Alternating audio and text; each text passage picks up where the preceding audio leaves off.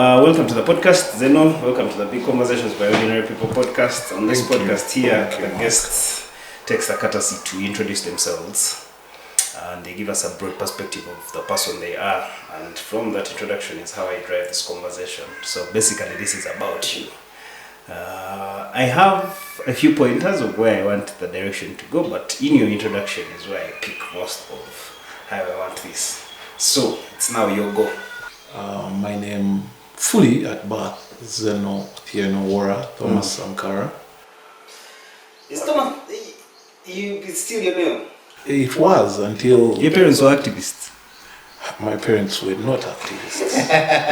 My parents were actually rebels. My father was one of the founding members of FRONASA, Kenya. He worked with RPA, SPLA, and many other places, even NC.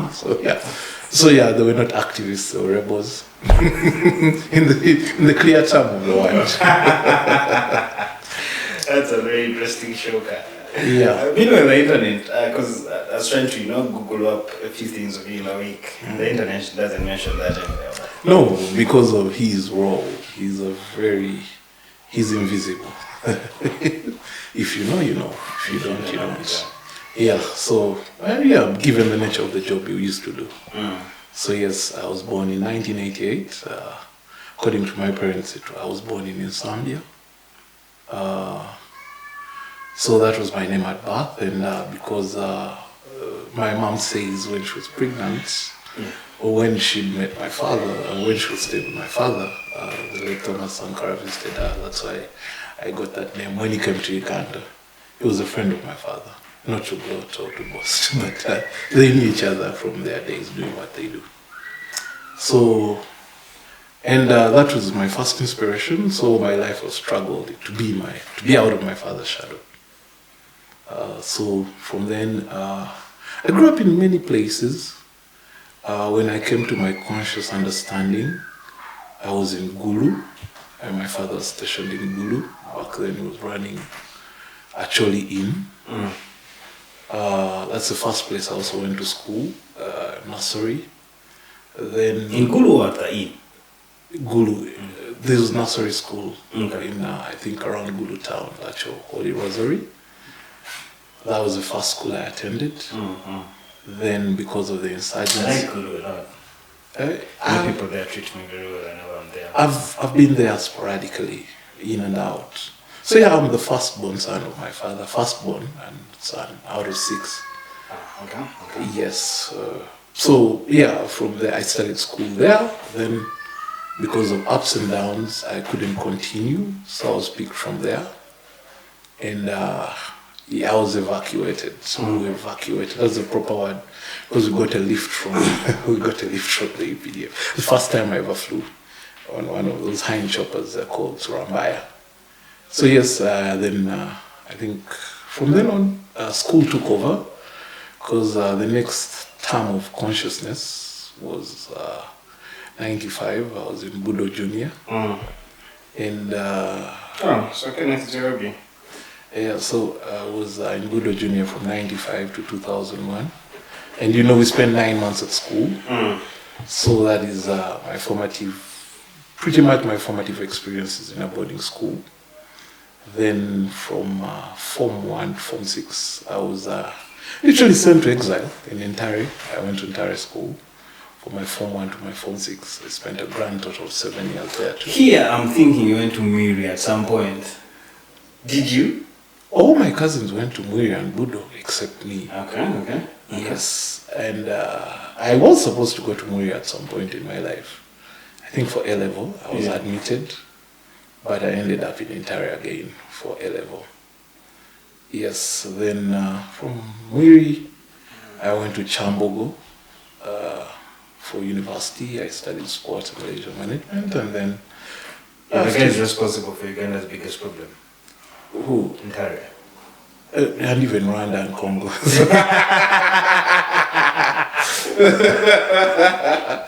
There are very many people who are not... Yeah. So then I briefly, straight out of school, I think I was home, then my mother told me, you have to go to work. I worked briefly for the Ministry of Education and Sports, Department of Sports for 2 years, and I left, I hovered around. I got a job, I did it for 3 weeks, I quit, I tried to play rugby, my legs gave way. I tried to do the Cabra story, I went around the world, I traveled, and then eventually... In Tara, you were not playing rugby? I was on the school team from S1. I learned how to play rugby when I was 8 years old when I learned how to play rugby. How? I went on holiday. You know, my father liked taking us on holiday. So on holiday in Nairobi, and I had cousins who... My father grew up in Nairobi, for him from S1 to Form 6. This is how you actually watched WRC at 8, right? Yeah. Yes. For him, from P7, he went to St. Mary's, Nairobi. So for him, it was always comfortable in Nairobi because he'd gone to Nairobi from P1, from Form 1 through university. So he had more friends across the border than he did. He was more comfortable that side than he was here. So at any opportunity, he would always be out there. So he felt more comfortable in Kenya than he felt here. So yes, that's how I found some of very crazy people who were very crazy about rugby. My father took us to his alma mater. And that's how I picked up. And with time, because I used to stay, my mom used to stay in Nakuru. My parents, my father had a very crazy living arrangement. He had 4 wives, and he used not to stay with any of them. So my mom used to live in Nakuru. I had another mom who used to live in Mbali, then another in Jinja. So you could just move around? No, he'd never sleep in any woman's house.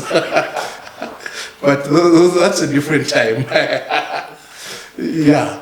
So it was always like that. So in a way or another, my mom had a house in Nakuru. So whenever, on the rare times I would stay with her, I would pick up and play rugby.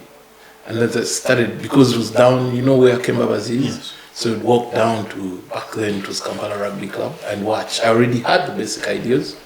Then I think Budo Junior, we always had Wednesdays, either we would go up the hill or they would come down the hill to teach us. And usually schools league would happen on Wednesday. So, let me catch you there. That just feeds into my whole value add chain I want to do with Chitara. So you know he was associated from Chitara, right? Yes, I do. Chitara is a primary school. Yeah. So the sole aim as to why we're putting up the Metallic Stand project is to, influence the kids to actually sit and watch the trainings and the games, because they already watch the games. I was there for the Hippos game. Yeah, exactly. You saw the fan base. It's with the kids, exactly, with the Hippos game. Yeah. So that's the thing I want to. Do you feel like if you watch rugby at an earlier age, you pick up your at an advantage by the time you reach secondary where it's actually played? Because then I've been having a pushback on some of the proposals. We have to meet the Minister of Education and Sports next week. But people we've been consulting with have had all these reservations that your idea really looks at instilling rugby in the primary child, and they already have problems with it being a contact sport and whatnot. They have reservations. Even the minister himself, Gwang, I wouldn't say so much about. I wouldn't blame people at the ministry. I've worked with them, and I can pretty much tell you they're an ignorant bunch of people.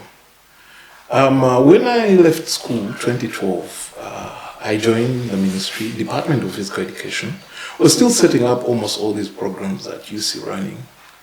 And I literally gerrymandered and suggested rugby on the national school program. And it was very much fault, but I can't educate him. You see, the way the ministry is set up at the headquarters, one, actively it's run by teachers. And not to insult the people who took time to teach me, these are not the best of our minds, both in thinking and in being open about new ideas. Yeah. So you find just seem to have narrow. Yeah. And mainly if they're classroom teachers, Exactly. subject. I'm a mathematics They have teacher. a line of things they follow, and anything disruptive is not something they buy into. I think that's what keeps them young. Yeah. Because if I have to think of many things, I'll grow. That's it. That's the other thing. Yeah. So yeah, I'm. It's not the place I would go to introduce or to request. Yes, because they already have their way of thinking, they already have the power, and they feel the sense of ego that we have the power here. You can't do anything. So even if you go, you'll have what they call theoric discussions. Feel good about what you're saying. But Yeah, that's what happened with the minister himself. with the state is minister. just making you feel. Yeah, the state minister is making you feel good about what Yeah, because in my time when I wanted something done, I would do it. Then when someone calls me, I'll probably tell them, what are you going to do anyway? Because there's a time when a meeting and I'm seated next to because I was an intern. I was really a long intern. I served for 2 years as an intern, and the person next to me was of higher rank. This is senior management, and they kept saying, "Oh, can we consult the government on this?" And I had to take them aside. If I mention the sex, people will know who I'm talking about. And I had to take them aside and tell them, "Look here, we are the government. We are the senior government officials in the house. There is no bigger authority on sports than us here in the whole country." Yeah, they say, but again, because they came in, because the NRA mobilizers and they are now being rewarded with a technical position. Funny, I'd also gotten in because I'm a son of someone, but it was very shameful that you have the job. At least the least you can do it is do it. And you know, you're in high level negotiations and you're saying we have to consult. So I ask you, who exactly are we consulting? This is something Zenon was speaking on yesterday in Parliament, telling the ministers to actually just do their jobs. Given the quality of people out there, I doubt they know even what a job looks like. It's many of my hobbies work in government. And one of the reasons I don't really talk to them a lot is when I still had the energy to talk to them, I was always being condescending. Because I thought, this is common sense. I mean, you're educated. At least I was with you in school. I saw you go to university. I believe you should be able to figure this out. But they tell you, no, you don't understand. But like, I've seen it firsthand. I've experienced it too. I mean, the meetings I've had with the ministers, the conversations are dumbed down, right? He's going to tell you about his vacation in SA and... Because that's his aspiration. Because, look, for example, primary school ball games. We were trying to skill Ugandan footballers below 12. And everyone kept on saying there's no budget. And then there was this guy, Gunter Langa, who was by then on secondment by GTZ. And he was getting frustrated. We were trying to introduce the 10-skill program of football. So he was getting frustrated. I could see, when you're used to an efficient society and you're now here. And I told him, why don't we just go around it? Why don't we just make it an exhibition? He said, yeah. So the kids liked the exhibition. The teachers realized it could get points. Now it's a program. But I told him, if we keep coming and demanding for something to be introduced to the curriculum, he won't. Rugby, the first year it was played, only one school turned up, entire school. The rest of the schools said, no, we have Central Schools League, it's the determinant. It's no longer the case. And that was always my mindset. If they're not here yet, soon they will have to be here. If I have to write policy and say, you will do this, I will write it. So you see, the minister doesn't understand the power he has because he was literally appointed as a mobilizer. So did he have any merit? Did he have any experience to show before he became minister? Do you have any track record of Ogwang as even Ogwell, the Secretary General of NCS, he has 2 records. If he's not in Lira, someone wanted to stone him because of I think he was a referee somewhere and people were not happy about his performance. So that's the quality of civil servants we have. And the good people leave, then the very mediocre stay. When did you leave the ministry? One, again, the way I got in was very regular. Yeah. I was bulldozed in. I literally arrived on a... Silver plate. No, silver plate is very polite. I arrived on a flying carpet. I was bulldozed in, and so usually when you're bulldozed in, many people make you feel uncomfortable about your position. So that was the first thing. Then my paycheck kept getting lost. And generally, I don't believe in anything NRM. I don't. So at the first opportunity I got, immediately my father died, I was out. I went for his burial, I never came back. Everyone assumed it was going to be a lifetime for me, but I knew quickest point in, quickest point out. Yes, I'll be out. Oh. I mean, just trying to actually really follow through that in this economy where... That was 2013. Yeah, man. Government really just, I mean, if you want to get rich here, you can only do it legally. You just have to get in government and let's deal. Let's test that fallacy or theory. How many people have gotten rich as civil servants? Who wouldn't know? We don't know what they own. No. The government has been alive for 60 years, right?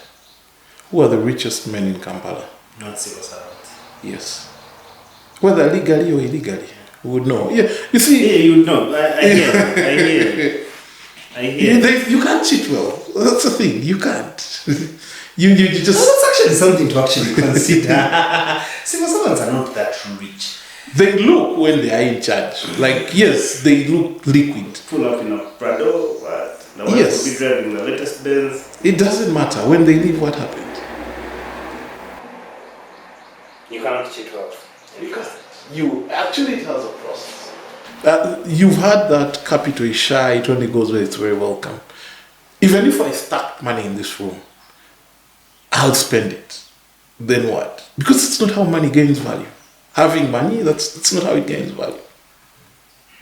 But how would I know? So, okay, let's say PhD. Yes. What much deal or PhD? Jamaica, let's now quantify it. Right now, 500 million will change my life. Yeah, okay. Do you have a house? No. So, let's say I wouldn't build a house though, because I've had the money to build a house. I just didn't consider it. Okay, so that means you're still poor. Because the first basic asset to consider in your wealth is your address, right? True. So you're still poor, right? Not considered. So how will you compound 500 million? Real estate still. Buy a lot of land. You said it. I'm a land broker and I wouldn't buy land. You didn't buy land? Yes. Because I've done that and I've made mistakes there. I'm now wiser. What would you do? Why wouldn't you buy land? Let's start there. Because you see every day there is an advert about land. Yeah?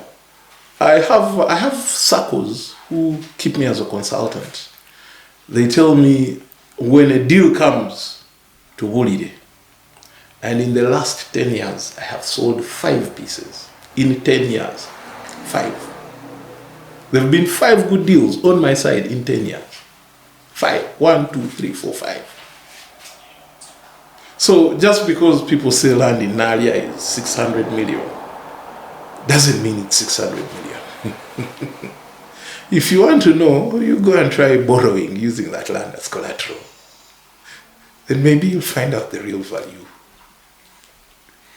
Tell me about it. Tell me, just recently I've just had a real time on this very podcast assuring me of, in fact, he rubbed the whole idea of building my house, so I was really considering it this year, and I'm like, okay, no. Go to these estates, buy land, you keep renting wherever you're renting, because housing a house is, just housing on yourself. But that's the status it gives you, of course. You must be, if you're in the wealth game, you must be stupid not to consider status. I mean, even the Bible says, to who has what's given. So you cannot be building a big divvy of wealth while still solving basic problems. Yeah, I cannot come here and start telling you how I've eaten a whole cow. At least now I can tell you. I look like the man who's eating the car. Some things have to reflect. It has to be reflected. It has to be reflecting. First, as a society, we are short on houses. Very short. That's why the prices of rent rise every day. Do you have the perfect house you're renting? Yeah. Your shrug shows it. Is the price perfect? I feel like it is. The amenities perfect? Yes. Location perfect? Yes. The road to the place perfect? Yes. Chanja, amenities, top notch. Yeah, that means the price is really stupid. Yeah. You must be paying $1 million. Plus. And why would you pay rent of $1 million? It's better than building in. Where? So on that side, then I have to go through that traffic and. It's why in the first place are you not building in Chanja? Because the land prices are crazy. That's exactly what I mean. That you have separated real estate, housing, and home from. You see, it's a different conversation. More advanced societies, I cannot have stability in an economy when a man of your capacity is renting. I mean, that is governance 101. In fact, if I was misruling this country, I would make sure every young kid has a house. That way, every time I threaten, you all say no. Let me pull it back. It doesn't make sense for you not to have a mortgage. And the mortgages also don't make sense. Yeah, no, that's going to tell you the mortgages don't make sense. So yeah, it's the business I do. So there's a lot of good deal. There's a lot of good needs for more houses. Now, but also how you approach the culture of housing here. Because now, personally, when I think of building, I don't think of building around Kampala. I think of building Tororo. I'm from Tororo. Yes, I'm a Jap. My name is Zenon. So I think of Tororo because I want to be next to my forefathers. Yes, I feel more comfortable, and I think that's the idea of almost everyone in Kampala, to build a home where they come from. So Kampala is like everyone's girlfriend, but no one's wife. So do I think of Kampala as my home?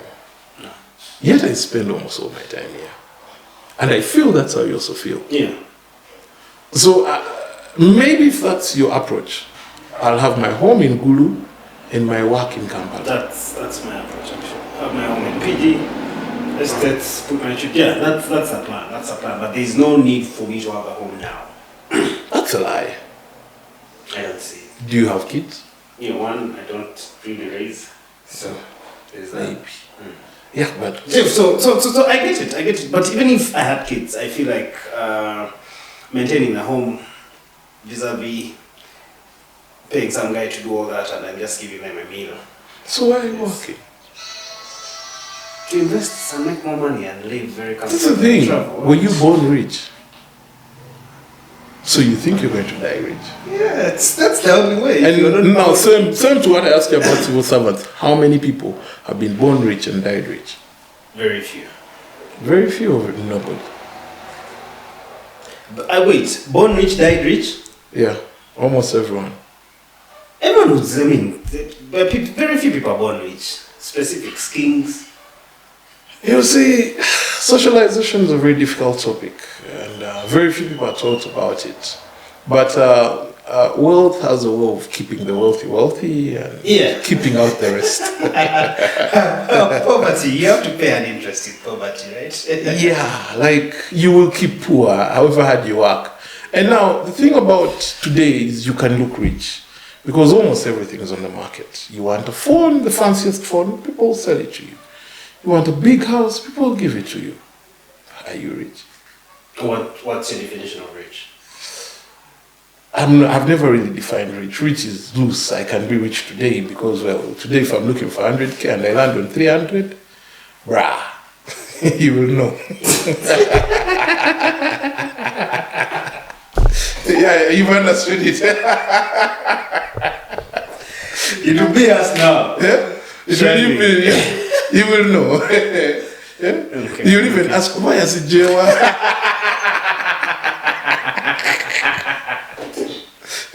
Whenever I ask, why is Jewa, that guy is rich. Okay. Have I described it? Yes. So, on status, why should it have so much value in the business world to you, from your perspective? Of course. I used to run a real estate company. It is called Nanni Estate Managers. I have a very good friend of mine, a mentor, man who taught me almost everything about business. So I come from a civil service background. My grandparents were civil servants and soldiers. My parents were in the same trade. So pretty much I finished school and I also joined civil service. I knew nothing about business, nothing. So I got frustrated and I walked away. So I talked to this guy, we're with him in Chambogo, he's called Ivan Samuemba. And I tell him, I have no fucking idea about what I want to do. But back then, I attended Zenon Africa Challenge in 2009. I led my university to the international round for the first and only time. 2010 international round. Why are you shocked? I'm bright. You are definitely. We did a beta test for very many companies, Facebook included. Google, we had the first generation of Chromebooks and the first generation of EDOS developer. I think it's still, my sister still has a Chromebook. We were beta testing and man, that thing was shitty. It had bugs all over. But again, as a beta test. I think the guy sitting in this room was part of that, by the way. Yeah. So I had a Chromebook all through uni. Because I remember I bought a Chromebook at home in that time. Yeah, so I had a Chromebook and so you see, you could see all the things developing and then you had back-end access. And then traffic, back then social media was still new but very vibrant. So I was sitting with a friend of mine called Keniga. He's always been my guy. So we were drinking alcohol as usual. We were very unemployed. So we kept on, I kept on looking at the back end and I kept on saying, every 5 requests from Uganda on Facebook are people looking for houses of 100,000 shillings. Why don't we get them those houses? But in 2009, I was joining uni. I had gone to beg one of my very corrupt uncles for some money. Back then he was a big man in government.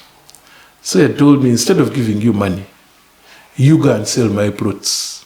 So I went to Sonde, plots were 2.5. The man had bought out villages. Eventually when they arrested him, the land titles were missing. So I started selling land at 2.5. And I would sell it by force. I would come to you and tell you, Keron, you're here drinking. You don't even have a plot in Kampala. So me, I have a plot of 1.8. Why don't you buy it? So Keron, you feel ashamed. I used social shaming. And I was getting good money. So I knew how to broker, per se, because I had cash from that always. You know, like I told you, even in your broke days, if you're in the right place, sure, you'll float. Yes. You'll float. So, yeah, so I used to get those deals. So, but people were no longer buying land around 2013. Yeah, so people were looking for where to stay. Because I think the great migration to Kampala started around 2007, Chogam, after.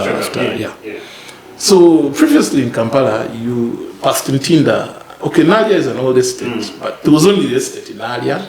Then everything else wasn't, yes. Chaliwajala was its own bush. Yes. Then to proceed Namugongo, you'd feel like you're in somewhere in Gulu. I think Gulu was a city, but you had to actually be on a bush. Like if you're on Jinja Road, you actually stop in Jinja. Or Lugazi. So yes, I was young then, because 2009 I was just 21 years old. So I knew how to broker. I had an idea that if I tell you, Karen, you buy this plot and you buy it, my uncle is going to give me 200K. My uncle gives me 200K, I really don't need to have problems for like 4 or 5 days. Then I'll be broke again. Then I'll come back and repeat the process. So, but you start interacting with people. You get to know the village guys. So sometimes Karen calls you, Oliwa, then you tell him, Katigende Sonde, Katiwotuke Sonde, Katilabo Tusewano, Katikubiro Yomsaja. So like you call the other guy. So you network, you start developing a string of association on how things move. Call you loop in another guy, then the guy says, hey, and when he also gets a villager wants to buy, he calls you, Uncle Wachatunda. What are you doing now, Protiao?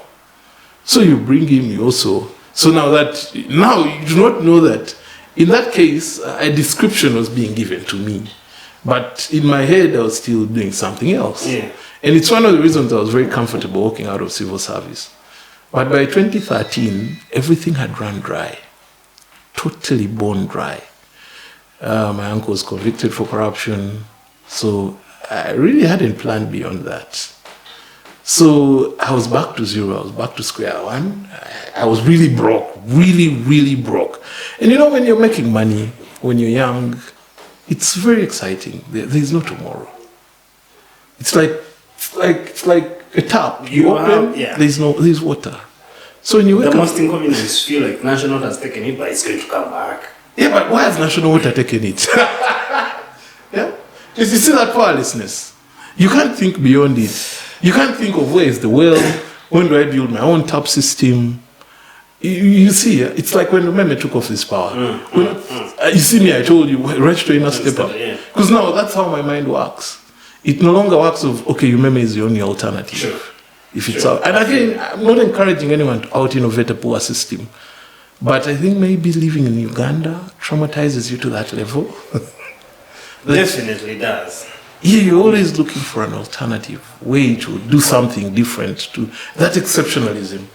So yeah, so I was sitting with Keniga, we crafted that idea. So we tell a chick on Facebook, we can get your house. She says, yeah, you can. Hey, yeah. So okay, fine. But you're giving us 100K. She says, it's okay. So we call a guy there, a guy in a banda. We're like, wait. So the guy first takes us around, we surround, we're like, Kali. We call the chick, we take her around. She says, I want this one. We say, fine. Then she gives us 100K. We are leaving, the broker says, we go, they give us another 100K. We're like, bruh, this is it. What the hell? So we did that, I think, for 2 weeks. Then we're like, but you know, this is not sustainable in itself. So we had a friend, Ivan, he'd been with me at university. With us, Champo. So for him, he had a shop downtown. Big boy in hardware, big boy in paint. So we go to him, we're like, bro, we have this idea, we even had a website. It's going to be called Nanni Estate Managers. So, but then we had a reputation of being 100% drunk. Because from what... Yeah. So we were always high. You know, I'd left the ministry and they told my mom, your son quit because of alcoholism. But they hadn't paid me anyway. So they didn't think I quit because of bail. So everyone tells Ivan, those guys are going to drink your money. He also agrees, these guys will drink our money. But he gives it to us anyway. But by then, I think I have that. They've given us the money. Why not use it? So that's how we started out. So you get tenants. Back then, people were not renting to this. Now it's industrial scale renting. Back then, people were new. So you put tenants in houses. Then the landlord says, but you brought me tenants. They're not paying. We say, oh, say no more. Let me go and collect that money. So we start collecting the money. Say, okay, but I'm going to get a percentage of it. Yeah. That's acceptable. Then the next day, Cassia knocks. Hey, there is property rate. You're like, what's property rate? The KC also tells you, we do not know, but I think we've been benchmarking in London, and I think the people...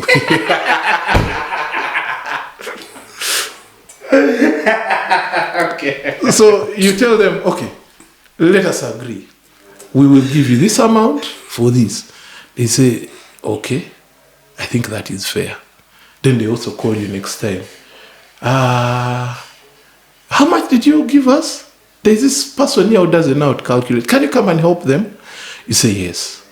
So you come, you tell the person, now there's no real benefit for me calculating unless I'm in charge of your property. Sure. Say, please. You say, okay, fine. Now what do we do next? You keep collecting, keep paying. So then area comes up. Oh no, we are Association of Real Estate Agents. You're like, how many are you? We are 5. Okay, now we are also 6. Now we are also members. So I can say history was very kind to me. Alright. I was, it's you're watching that film, that very classic film of a guy who runs, and he's telling a story about American history through his eyes, like he's a passive observer. Isn't it 1842? No. This guy, it's a classic American movie. It's Tom Hanks. Is it Tom Hanks? This movie where he's simping for a girl and she doesn't really like him, and she comes back to his place when she has nowhere else to go. He narrates in first person. He narrates his experience in Vietnam. How he gets to win the Heisman in college. And you see, history is happening with him. And I think I was also lucky that, one, because of where I was born, I had the social contacts, that I had the social credibility. For example, land deals. Because I'd gone to Budo Junior at the time, when almost all Uganda royalty and upper class were there. So, for example, all the Sechivovos, all the people the land secretaries for Uganda, either had kids who were in Budo. So, being introduced to the Sechivovo say would be like meeting your father. So, I was always, you get it. So, history happens by mistake. Yeah. So, I was always in the right place. And it so happened that the people were buying land at that time, unfortunately. This may sound tribal, but we're from Western Uganda. And guess who had gone to school in Western Uganda? Me. So my hobbies were buying from my hobbies. So it's just in the right place. I was like the man people could trust. Yeah. Because I could speak both languages fluently. And I had the reputation, this one, tumumanyi mwana of. Oguntumanya no muntu witu. So I was always in the right place. And then, so, for example, it was funny, now I can say it. My uncle had land, it had no land titles. The corruption agency had held them. I sold all the land, but by reputation. They said, no, that guy can't cheat us. We sold. Nobody got a land title. I told them, we'll bring the land titles. Am I going to run away? You people know where I stay. You know me, you've known me since I was a child. Yeah, the man brings his friend. You build, why are you waiting? You just build. So all over the way, that's how the business. It's not like I set out with a business plan and that. No, it just was formulating as you go. It's the Ugandan way to Jaraba. Which it is, actually. Until business went wild, and then we had to recapitalize, and we couldn't. We needed something like $100,000 to formalize. So I went out fundraising. Now I'm coming to your statement of status and the business. So I went out fundraise. I called on to some of my Kenyan contacts. They told me, there's a guy he's British, but he's based mainly out of Hong Kong and Japan. He has money and he can spend. So I'm like, okay, fine. So, but such people have a lot going for them. Like, too many people want to meet them. So he comes in. He lands in Entebbe. The Kenyan guy tells me, no, it's okay. You pitch to him first. I'm okay with that. So he lands in Entebbe. I mobilize funds. Take him to Serena. He stays there. I pitch. My business concept was simple. Kampala by 2017. That is Kampala, the broader Kampala, that is between, from the post office, mile 0 to 32 kilometers, that's the airport, 32 kilometers radius. Collects around 144 billion per month in rent. That is for people paying below 300,000 per month. So, you said you collect how much? 144 billion. Now, these are 2018 statistics. 144 billion per month. Now, that's not many tenants. That is around 100,000 tenants. Yeah? The catch is, can we be the property manager to all these people? How much do you need? $300,000. What are you going to use it for? I want bigger offices. I want more members of staff. I want more. Because I know landlords, and this is a city of first generation landlord. No one learned how to be a landlord from their parent. We didn't even have property laws in 2018. Yeah, so this is a different era I'm speaking about. 2018 is just yesterday. Exactly. But we didn't have property laws because these are things we are making again now. So can we get ahead of the curve? Give me a hand. I had heard of people raising $1 million. I tried to talk to them, but they were all being cagey. You approach someone, but I say, okay, it's a scam. I do not know how they do it, but on paper it shows they have the money. So I talked to the gentleman and said, no, if we raise more people faster, map. Because I'd learned how to map. I'd worked on a project one time for Georgia State University. Yeah. And also for Google, mapping, creating Google Maps. So I was very comfortable with using the most complicated mapping tools. So I said, if we map, like now it's easy, you just go on your phone and you're here. But back then, again, 28 is not far away, but your phone couldn't really map. Yes, at least that I remember. Yeah. So, I'm explaining to him, if we map, I know how to map. And I'm very good at mapping. Drop me in any location in the world.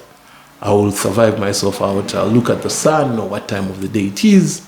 I'll know what kind of temperature, how to control your body, but it comes from being a son of a soldier. So I told him, we know how to do this. We can do this. Kampala, back then Kampala is, up to now, nothing has changed. It's still the Wild West. A few regulations are popping up, but again, we created those regulations. So I tell him, you give me this, yeah? I'll give you this. Within, give me 4 years, 5 years, I can actually map this whole city and we'll have what we want. And so if we collect that 144 billion, our percentage is between 10 to 15%. So we could be making 14 billion, convert that to dollars. Hey, I was really sounding, I thought that is how you pitch. I didn't understand the whole game. So after 2 days, the man says, yeah, I've enjoyed Kampala. So the Kenyan guy calls, he tells me, hey, brah, we kuja, tufike Nairobi. We kuja. I tell him, but I don't even have money for a ticket. Hiyo pesa ndogo, we kuja. So we fly over. We land at Jomo Kenyatta. He shuttles us to Wilson. We fly to Kisumu. From Kisumu, we hit.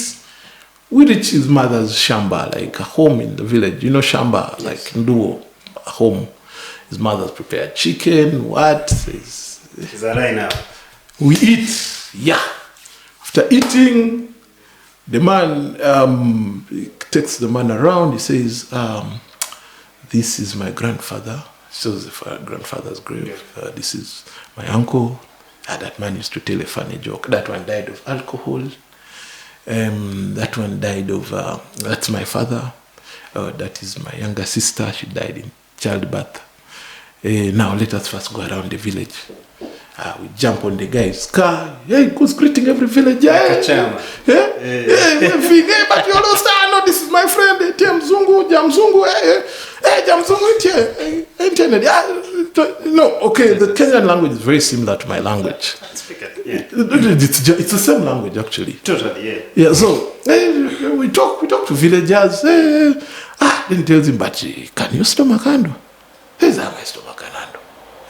He first give us local brew there. I tell them, Zungu, man, you're going to die. He says, why are you worried? Think we conquered Africa by being cards. Man drinks, first gets a running stomach. But okay, it was fine. I don't know, it was really tough cooking. So the next day, we fly back to Nairobi. Man paid my flight back to Kampala. I didn't hear that man talk anything about numbers. He got the money. He got the money. I didn't. Yeah? I talked numbers, projections, pie charts. I mean, you're the mapping guy. What? I had the skills. I knew the market. I didn't get a freaking coin. You can say on the podcast. I didn't get a fucking coin. This guy got that damn money. Yeah? Then he told me, bruh, you're still an amateur. People don't fucking give a fuck about business. He told me, look at all, this is something I asked you, look at all the rich people. How many of them come from poverty? All of them. No rich person. Bill Gates comes from poverty. No. Let's look at Uganda. Who are the richest 5 Ugandans? Who are the 5 richest Ugandans? Chirumina? From where? Actually, I don't know. Exactly. But Mutasa, there's Where? a street story there. That he came from Barra. Yeah. No, that's the same story. Because I own nothing doesn't mean I come from nowhere. True. You see, that's the point. We're talking about people educated. Yeah, but the rest, the same, the property guys, all of them. Dad, what? Grandfather? You have to have legacy to have money. So when I was beaten that way, I realized we are between Muzanyo. Capital is out there, but up to now, the business eventually collapsed. Lockdown, mismanagement, disagreement, the business collapsed. But the exposure it gave me for when it lasted. Right now, I'm still looking for money. I need something like 200 or 150,000 or 100,000 itself to do the same thing I used to do. But I don't approach it the same way I used to approach it now. Because now, when you ask me if I would build a house, that's why I tell you, I'll build a house in Tororo. Because there's a need for it. Now, I will sit. Next time I want you to invest in my business, I will make you have konkalo and boiled goat in my home. And this sort does happen. I'm not just looking in my mind and looking at all the meetings I've had with people. When a guy calls you at his home, tells you his stories, shows you some pictures there, but the threat alone you get from being in his space. It's on his terms. It shows on your face on why he should give you his money or not. Yes. And for me, that's a lesson I learned young. And you cannot be a businessman. You want to pitch to me to give you $1 million and you're living in an apartment of $300, right? How far are you from $1 million? You have no sense of belonging, no sense of attachment. Where is the money going to go? Capital is very shy. It only goes where? Yeah? That's it. This is dope. So yeah, for me it was a curve. And why I chose Tororo? One, I'm from Tororo. Yeah. Though I didn't grow up there, I'm from Tororo. And I'm a big landlord. I have land, yes. It's not something I'm lacking. I don't calculate it in acres, I calculate it in miles. So why would I buy a 50 by 100 when I can live on a mile? So that's the influence behind my thinking. Yeah, I didn't do anything to earn that land, but now that it's on my docket, why not? Why not? Yeah. So those are many other factors. So when you tell me you're going to invest in what? What are you investing in? Well, in buying and reselling the estates. Do you want a mile then? I bought land in Kasanje in 2014. It was 5 million a plot. We sold that land at 13 million in 2019, 5 years later. That's an appreciation of 8 million, right? Yeah. So in 6 years, we didn't have a better idea to use we'd never earned 8 million.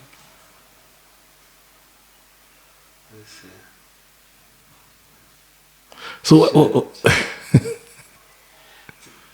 so it's just comfort. People just want to... No, it's just imitating the rich, which every poor person does. It's like when you enter like a slum house and there's a very big poster of a house and a car. And you see, rapping wasn't cool until rappers started posing next to mansions, cars. Then you learn, but rock musicians are earning more. But nobody knew the rock musicians. They're not posing next to. So I think part of the appeal of wealth or affluence is showing it. So if you don't show it, are you rich? That's it. But then why show it if you're rich? Well, look at how, say, Jack Dozy turns up for a meeting in a certain rugged shirt. Doesn't look like his money. No. Actually, that is him looking like his money. Fuck your money. Because you're either mad or extremely wealthy to turn up like that and be accepted. You have to be extremely wealthy. Yes. So it's fuck your money. It's not polite. I've done it before, so turn up looking very off, knowing I'm socially accepted here. I have name value. You'll not turn me away. No way. You probably okay. I've seen it. I see my friends, some of them trying to use it. It's the oldest trick in the book. You either turn up very glamorous or unglamorous. Yes. Yeah, I think I also use the same. No, why is... Let's talk on the real estate bubble itself now. There is no bubble, but let's talk about it. Why are prices... Is it just a feeling we have, or why the prices stupidly insane to just rent, say, a single bedroom now? It's information. That's the thing I was trying to break down for my investor. It's information. So do you think everyone in Chanja is paying 1 million shillings for rent? But most of them are. Are they? There are less than 200 houses in Chanja that pay 1 million shillings. And I'm very sure of that. All your houses were constructed during lockdown. And I was on the construction crew. And my friends were building there. Okay, as a senior broker, I was on site. Not even man. Guys, this cement has... It's one car apartment block would have like 6 cementer guys standing there. Yeah. The money was crazy to put them up, by the way. Yeah, I was there. Like I said, history happened. You're always in the right place. I was always... I know the right people. After this, I know the right people. In the business of construction. And 3 things I really know very well in Kampala. I know Kampala. I know Uganda, basically. I know the houses and the landlords, and I also know sports. Those are 3 things I understand very well in Kampala. The rest, my friend, put me like to understand Kampala women. So they're just going to take your money. Yeah, but you're still at it. If I have it. You're still explaining that the money gap there. It's, you see. Do you think regulation, some sort of regulation would help? No, it won't. No, it can't. Like I told you, the first thing I told you, we have a real shortage of houses. That's why you pay 1 million shillings and someone else is paying 100,000 in Chanja.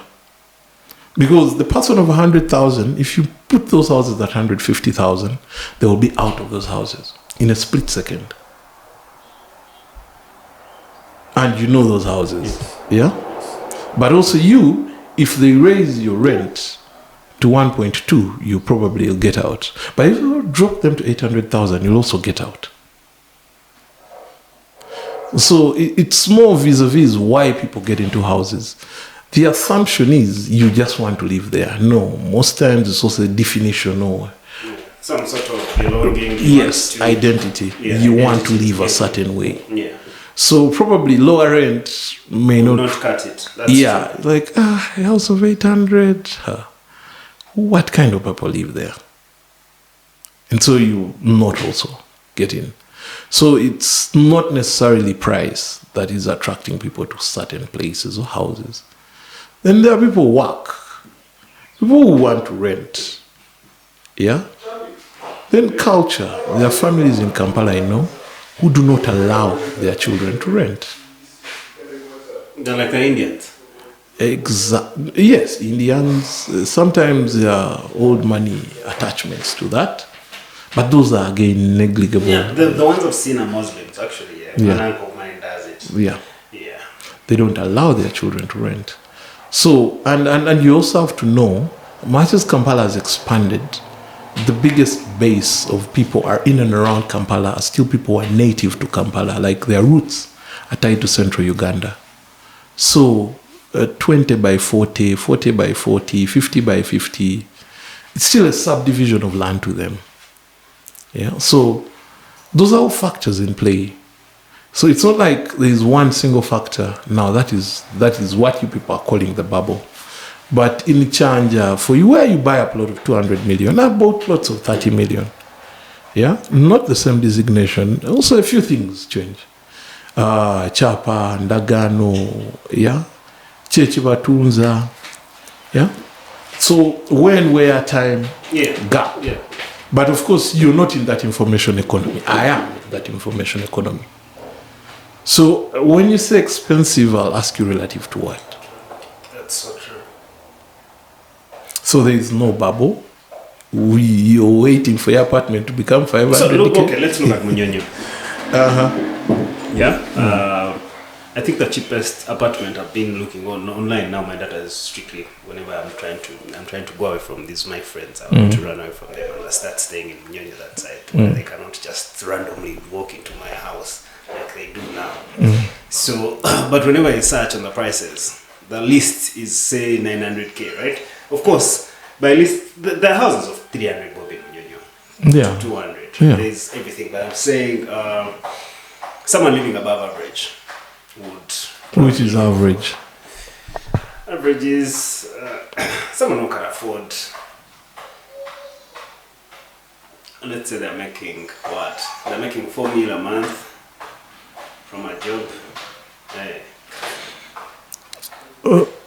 Same thing I was telling you, the historical factor. I have stayed in Buziga and Munyonyo a lot. Back then. Okay. And back then... You've been spending corruption money everywhere. No, because again of historical factors, my friends have houses there. So, and the people who have houses in Buziga really have big houses. So, I would commandeer a bedroom and become a member. So, I have very interesting living arrangements. I live with my extended family. So, like 11 houses are all my relatives. So, back then, when I was single, there was no way on earth I was taking you, Lady X, to my house. No, not happening.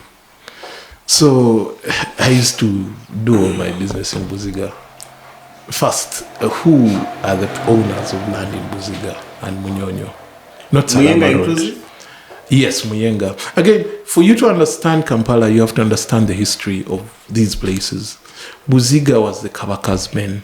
Yeah. Then Buziga Munyonyo. Is still It's the same, right? Yes, it was still the Kabaka's men. And then top government guys from back then. How they went there is the Kabaka, Sekabaka, Mutesa, when my grandfather used to live there.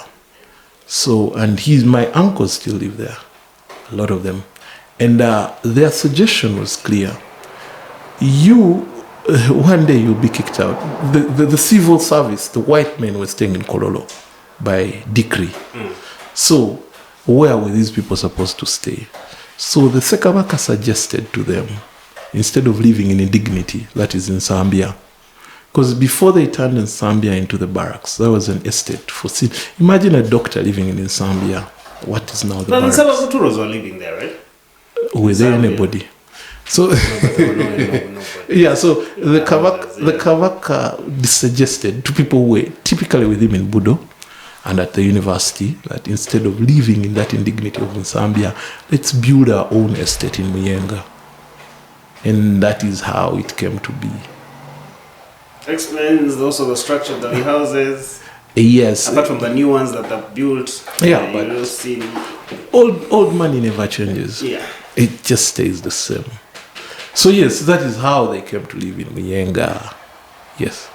So it had little to do with. That's why there are people who live in the flats and those who live in the bungalows. It was always. You have to understand, Uganda is a very classist society, the most classist society.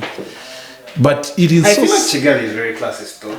No, everyone. Kigali has a part where everyone in people don't even cross. If you don't have this at certain, if you don't make certain bank, you have no business living there. So I forget the name. It's Gaza. You actually can see it that it's different. The thing is, Kigali is poor. Okay, everyone that's is standard, poor. yes, and everyone is poor. And And probably like 3 Range Rovers. The most fascinating thing. I wouldn't go there. So they're going to post 1,000 Range Rovers. But no, but Kigali is clean. But every city, because I mean, if you've been to Muthaiga in Kenya, they will show you a difference. Yes, it's different. In Kampala, I feel like that the whole of Eastland different. Isili, Eastland's Isili. It's Eastland. Then Westies. Westlands, you can survive. You find. I know Westies has opened up in the 90s. Oh God, that was middle class. Westies, Buruburu collapsed. But it collapsed as an estate, but it was middle class, like government workers. It was built for them. Then there was Embakasi estates. Sometimes I move around these cities just trying to see the history of their housing and where they went wrong, because we're going there. So here, so right now we have Arkwright estates, like Arkwright in Bewaja, that side. Where Arkwright, brilliant idea, brilliant man, but it's like Messi playing in Inter Miami. Brilliant. You can see he's shining through even off his prime. I think Arkwright was 1,000 years ahead of everyone. 1,000, not even. He was a millennium ahead of Ugandan developers. But now I go to Arkwright, I don't get that motivation. Yeah, but it's there. You see it. You can see where the plan was. Yeah, it's like seeing a very pretty woman who's got an accident. You could see what could have been, but what was, but it isn't. Do we judge you by who you are, or what we see now? See, it's why are you laughing? Let's go on. Yeah, but you see, that's the thing about Arkwright. I love Arkwright estates. I love them. The road. Yeah. The road he gives, the detail, the plan he had. You see that there's a plan, actually. Yeah, in Chiwanga, there's an estate where he decreed that there would not be apartments. What a beautiful estate. But the people who bought didn't plant trees. So, it's so sad. Like, you see what could have been and what isn't. That's what I'm telling you, like a very pretty girl got an accident. Like, you see, potential is there. But good thing they'll give back. The accident has happened. Yeah, so the face is disfigured and everything is disfigured. So do we love you for who you are or for what you are? So that's the thing about Arkwright. I don't know. Was this market ready for him? Well, he has stood the test. Easy. You know that he's involved, like every land company. He's involved in very many lawsuits. So I really loved the idea Arkwright had. I really loved it. But look at us now. So what would be the solution to our real estate problem? Housing from government? What happened to that? By nature, government shouldn't provide housing. By nature, because lowest bidder, that's usually government policy. Do we all want to live in these boxes? I mean, this is an example of typically why government shouldn't provide housing. We're in Nanni Estate. This is government provided. This is what we'll get. Makes sense. Yeah? Typically, that's why government shouldn't provide housing. Lowest bidder. Do you want to have a house that was constructed by the lowest bidder? 2, storage of value. According to some experts, Uganda is soon going to hit 100 million people. Now, what of the private sector putting up estates like these ones? Does that make sense? Again, I'm not going to excuse government from this. Because government is us. Yes. And I pray that we grow old when the NRM is not in power, because they've narrowed what we think a government should be. Truly. People think, because I actually saw you quote a tweet telling someone, I think they were blaming, like the NRM, not government. Please don't say government. I liked it. That's why I tried to explain it to my friend here. This actually makes sense. People mistake this a lot. Yeah, so the problem is the NRM has narrowed us down to thinking of state interference or regime interference in what is supposed to be a proper government function. What is government's involvement? What's the standard of road? If you don't have this road, we're going to come and bulldoze you to have this road. Are we collecting the proper property rate? 100% of it, is it coming back to us? Is it coming back to your community? 2, which sectors of housing do we need to subsidize? Are we building less houses because cement is very expensive? Now that is on government. But again, the cement factory could argue And government says, but we can deduct tax because cement is extremely necessary. Yeah, water, because government has a monopoly on water provision. Last mile of water. Are we all covered by water to the last person? Because now, soon, because of the land use, it's going to be impossible to use a water well. Because of pollution. So we will all need national water to the last person, the poorest person. So yes, last mile of water. Electricity. We are not yet at 50%, or we're still in the early 20%, we're in 30% of electricity coverage, which is also not reliable. What is that? What percentage now? I do not know. I do not know yet, but yeah. Yeah, but last mile. Even in Kampala, we have homes that don't have water. So yes, can we get safe water to everyone? Yeah, because we're blessed. We're blessed. Kampala is blessed. Like Nairobi, okay, I'm now going to borrow from Wiki. So they say they're serving 250 tons and they're aiming for universal access for water by 2030, vision 2040. Operations have expanded significantly from serving 3 tons in 1972 to 250 tons currently, and the corporation aims to serve 350 tons and 25 million people with 95% coverage. The government is committed to aiming to reach 17 So yeah, right now they are put it in town, the percentages in the prediction of the future. So they're also not wearing the coat. Yeah. So those are the real housing determinants now. Like that's where government becomes important. Is water safe? You've heard of Flint, Michigan, where water was contaminated. Now, you've heard of the Kafue River in Zambia, where they've lost the whole river. Now, that's government involvement. That is strong government. When government makes a mistake to that level, how do we hold them accountable? Well, we've had government-led realtors built. We've seen the Munyenyo thing. I think also the Hams home, where... That's a very... You see, that's a very insignificant... You see, it's a very insignificant number. Because the building itself in a wetland is a very expensive process. I see in Chitara, where my boy is building, he literally had to cover up a whole wetland and I go, where do you guys get this money? Exactly. So it's not even, it's on a construction note, it's not necessary. So yes, land going to get cheaper? No. But also, we are also earning very little money. That's the thing. That's actually the question. Compared to what we are earning, which does not even look like it will increase anytime soon, how come the standard of living is extremely getting so high? Basic needs like housing. Okay. What is your biggest expense? Rent. Rent? Yeah. Is it really necessary for you to pay $1 million?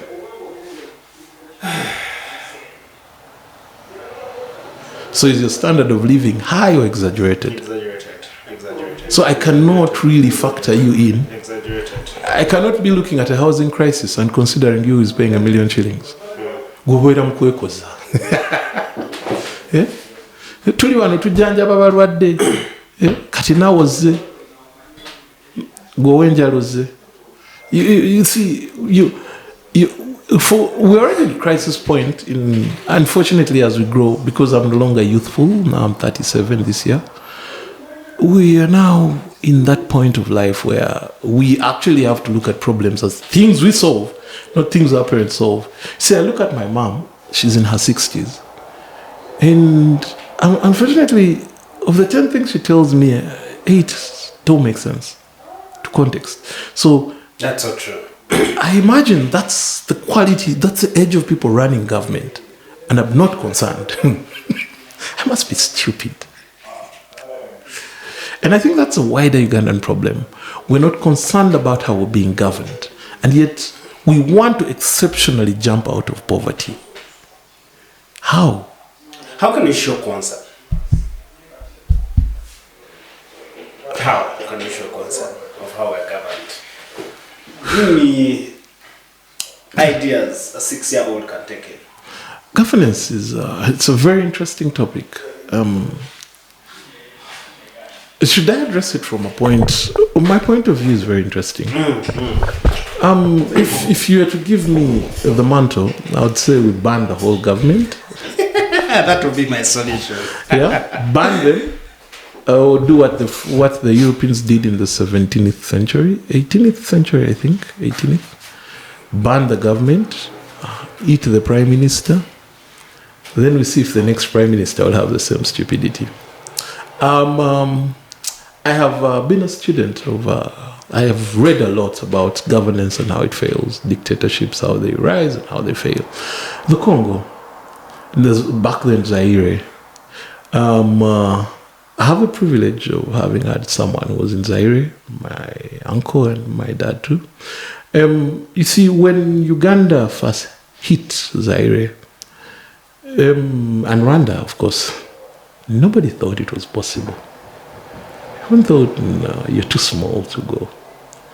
Then it grew, it went.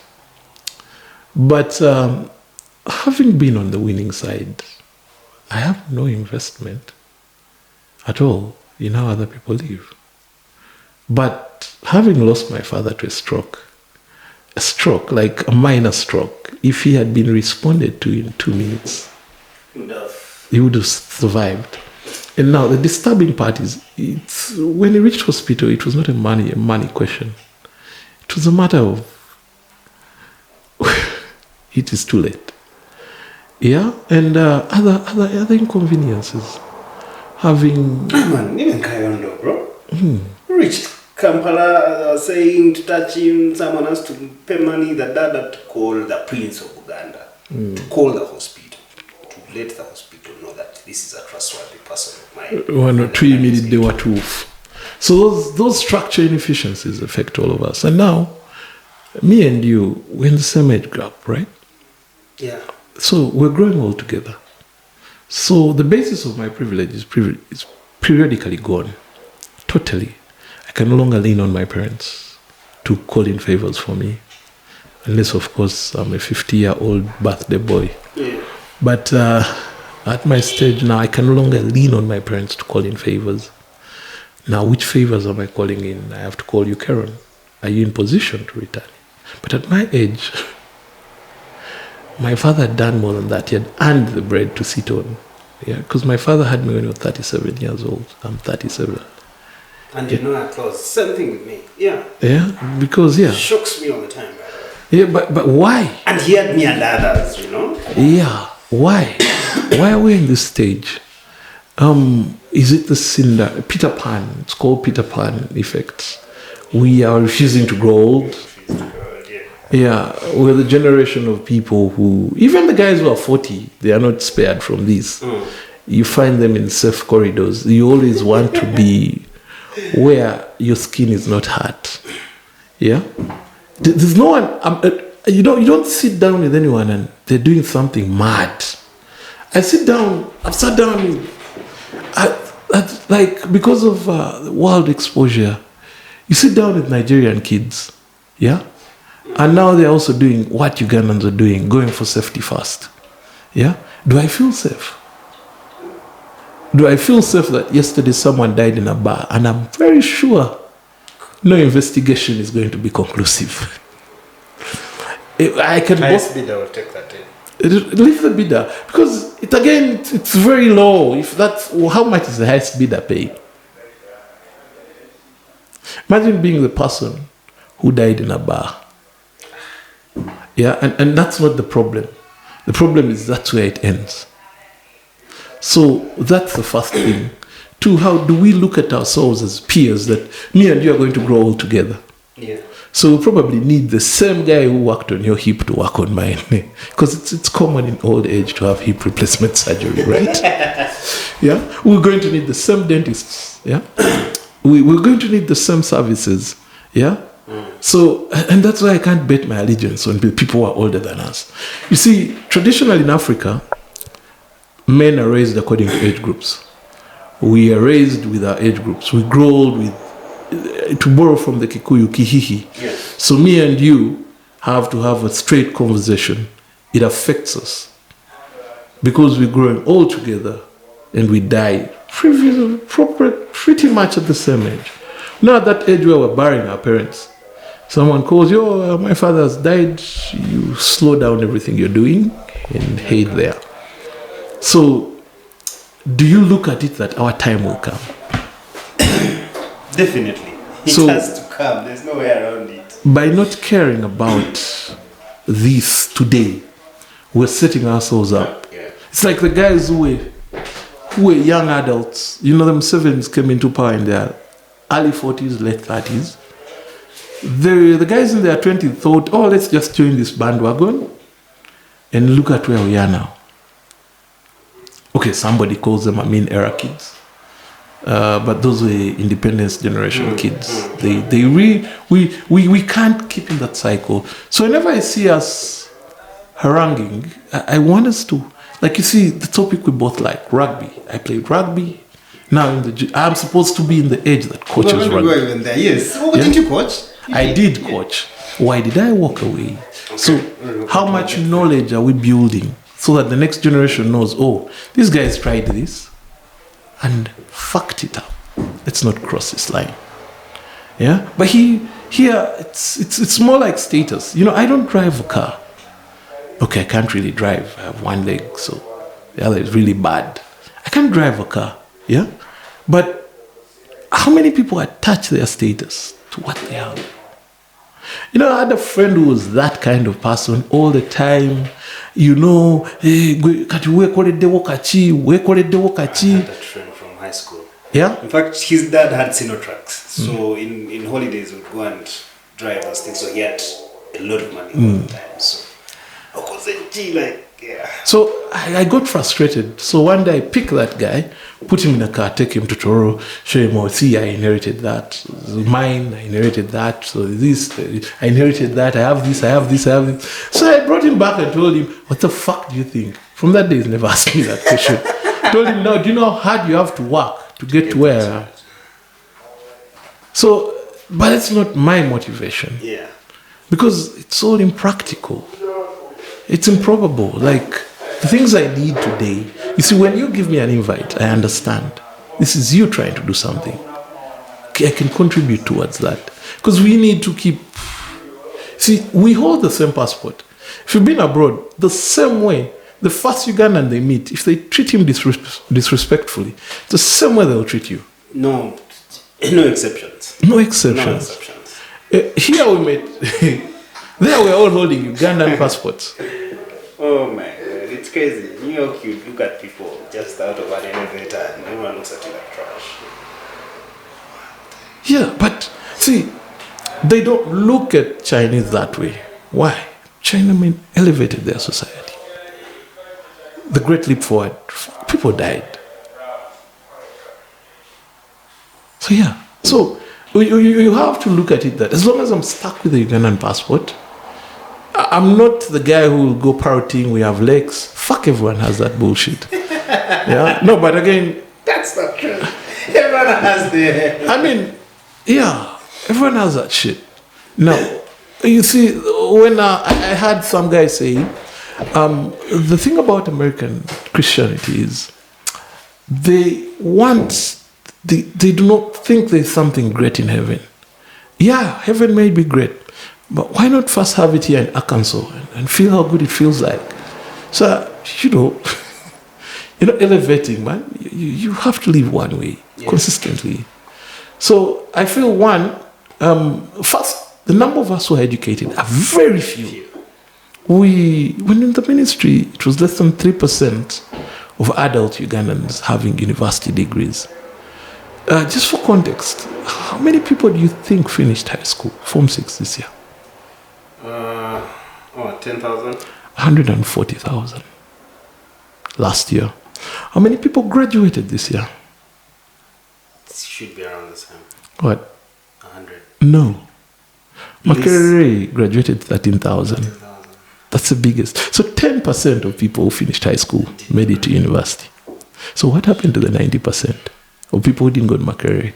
Yeah, Chambogo will filter in 5,000. Okay, but in the total number, all the other universities combined don't make half the number Makerere made. Yeah. So it's we have 20,000 graduates out of 144,000 at S6. So how many dropped off at P7? It's not like we have a pyramid, straight block. We have a pyramid where the more we're climbing, yeah. But what is happening to all those people? Are we having those many obituaries written? What do you think is happening to these people? They're around. This is poor and can't continue. But it has been happening. But those people need the same services you need. They need medical services, they need food, they need clothing. Same you need. But because you're educated, your opinion can be written and peer reviewed and made to... Yeah. What happens to that opinion? What happens to their opinion? Where does it reflect? Because, again, it's a very unfair thing, meaning that only 144,000 Ugandans every year qualify to be legislators. How many kids are born this year? Up to what, 1 million? Yeah. So we're saying more than 90% of kids born today will not qualify to go to parliament.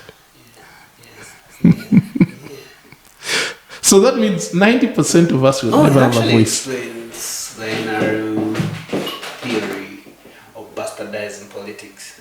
I think they looked at these numbers and saw that. NRM doesn't bastardize politics. That's why we have a PM like Nabanja. No, Nabanja is like you and me. She went to school. She was not picked from zero, right? I mean, by the fact that she has a university degree, makes her part of the 3% of us. True. So you're just being a little bit classist, but she is where she has to be. Yes. Agreed. Yeah, it's same thing with the speaker, I think. Yes. Yeah. Everything else is just a personal sentiment. Yes. So you're looking at that gap, and it seems like deep. Stop, because they speak differently. So start looking at it crazily, that how do you, because this is 100 million Ugandans, they are not dying, they keep growing. Yeah. So we may end up like Cambodia, where people wake up and say, all people are educated, did us a great disservice. Kill all of them. Oh my God, yes. So the more we're going to be a society of uneducated people. We are a society of uneducated people. It goes without doubt. But that's expected of a society like ours. But now, where do you start setting the pointers of progress? Yeah. There have been societies who've been in our position when technology was zero. Yeah. Now we have learning tools that are unimaginable. Yeah. It's now inexcusable to have illiteracy to that level. It's now inexcusable to have those kinds of numbers. Technology that makes life easier has come. See, the world gets better whether we have good governments or not. Mobile phones, were they an innovation of the NRM government? But they found us here. So we can't even thank them for that. Yeah? Almost all medicines we use, someone works hard in a lab, produces it, and we use it. So we're going to have longer lives. Yeah, but you see, those 3%, as the 3%, set an agenda literally for everything that happens in this country. We're the ones who distribute propaganda. 100% of newsrooms are owned by... I don't care who is a presenter, but they're owned by people who are educated. We're the ones who are caring a lot about land and its distribution because we have an idea. But in my business, I've worked with people who are not, and I have to teach them. Now I'm literally their referee. Yes, but they're older than me. Yeah. So these are structure on how our education impacts our society. And that's why, of course, I'm comfortable enough not to doubt my social standing. So I don't care what you think. I can walk into your room in shorts. So in a room of, in a country like ours where the majority are uneducated, is there a significant value for someone to be educated? That's the only value.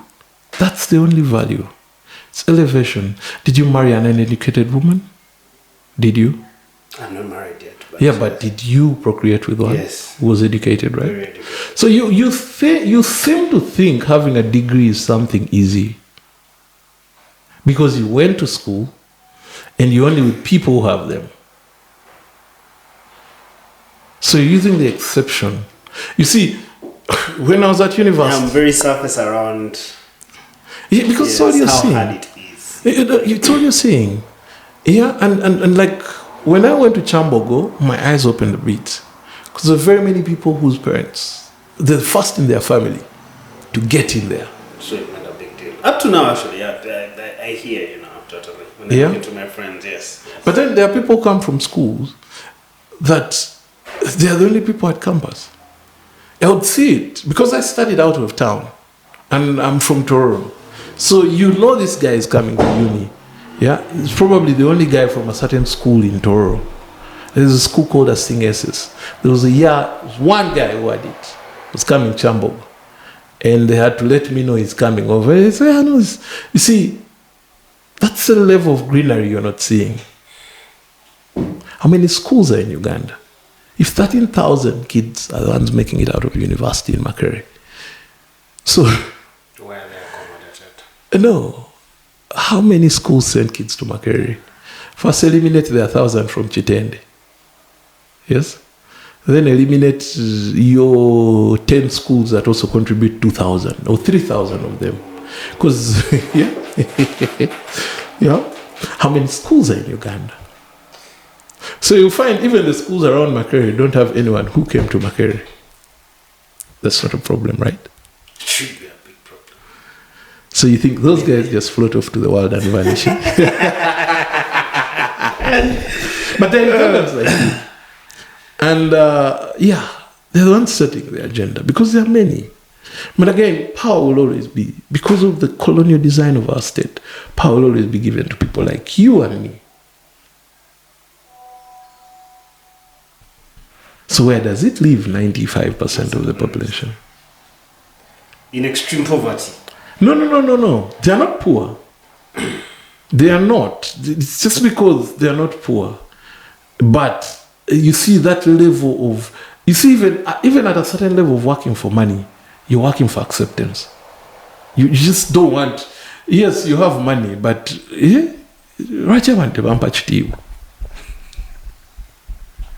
for a big percentage of it, by the way, you just get drunk. Because there's a level at which money doesn't even matter. Okay, you have a very good iPhone, I have a 2-year phone.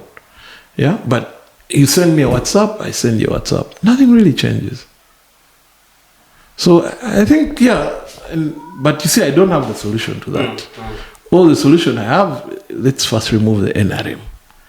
Oh, my OB from these things. Then we see how I can have a conversation without him. There's no solution to remove it that bad. But okay,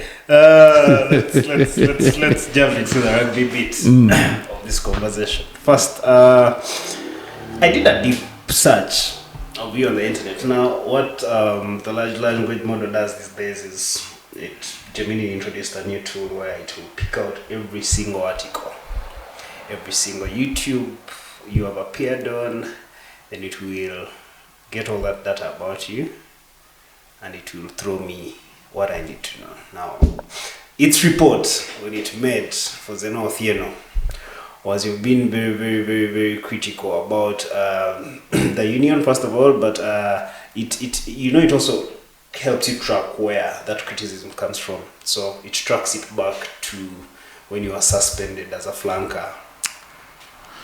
The reason I was suspended was my criticism, not the other way around. I did start being critical of the union. Just for context, I'm wearing a Hippos jersey. Yeah, I designed this jersey. This only side, it's Komodo. Komodo is a creation of my friend Masiko Didas. Yeah, it's part of X Effect Group. So Didas and me were in Tari together, at least for some time. So he's into apparel.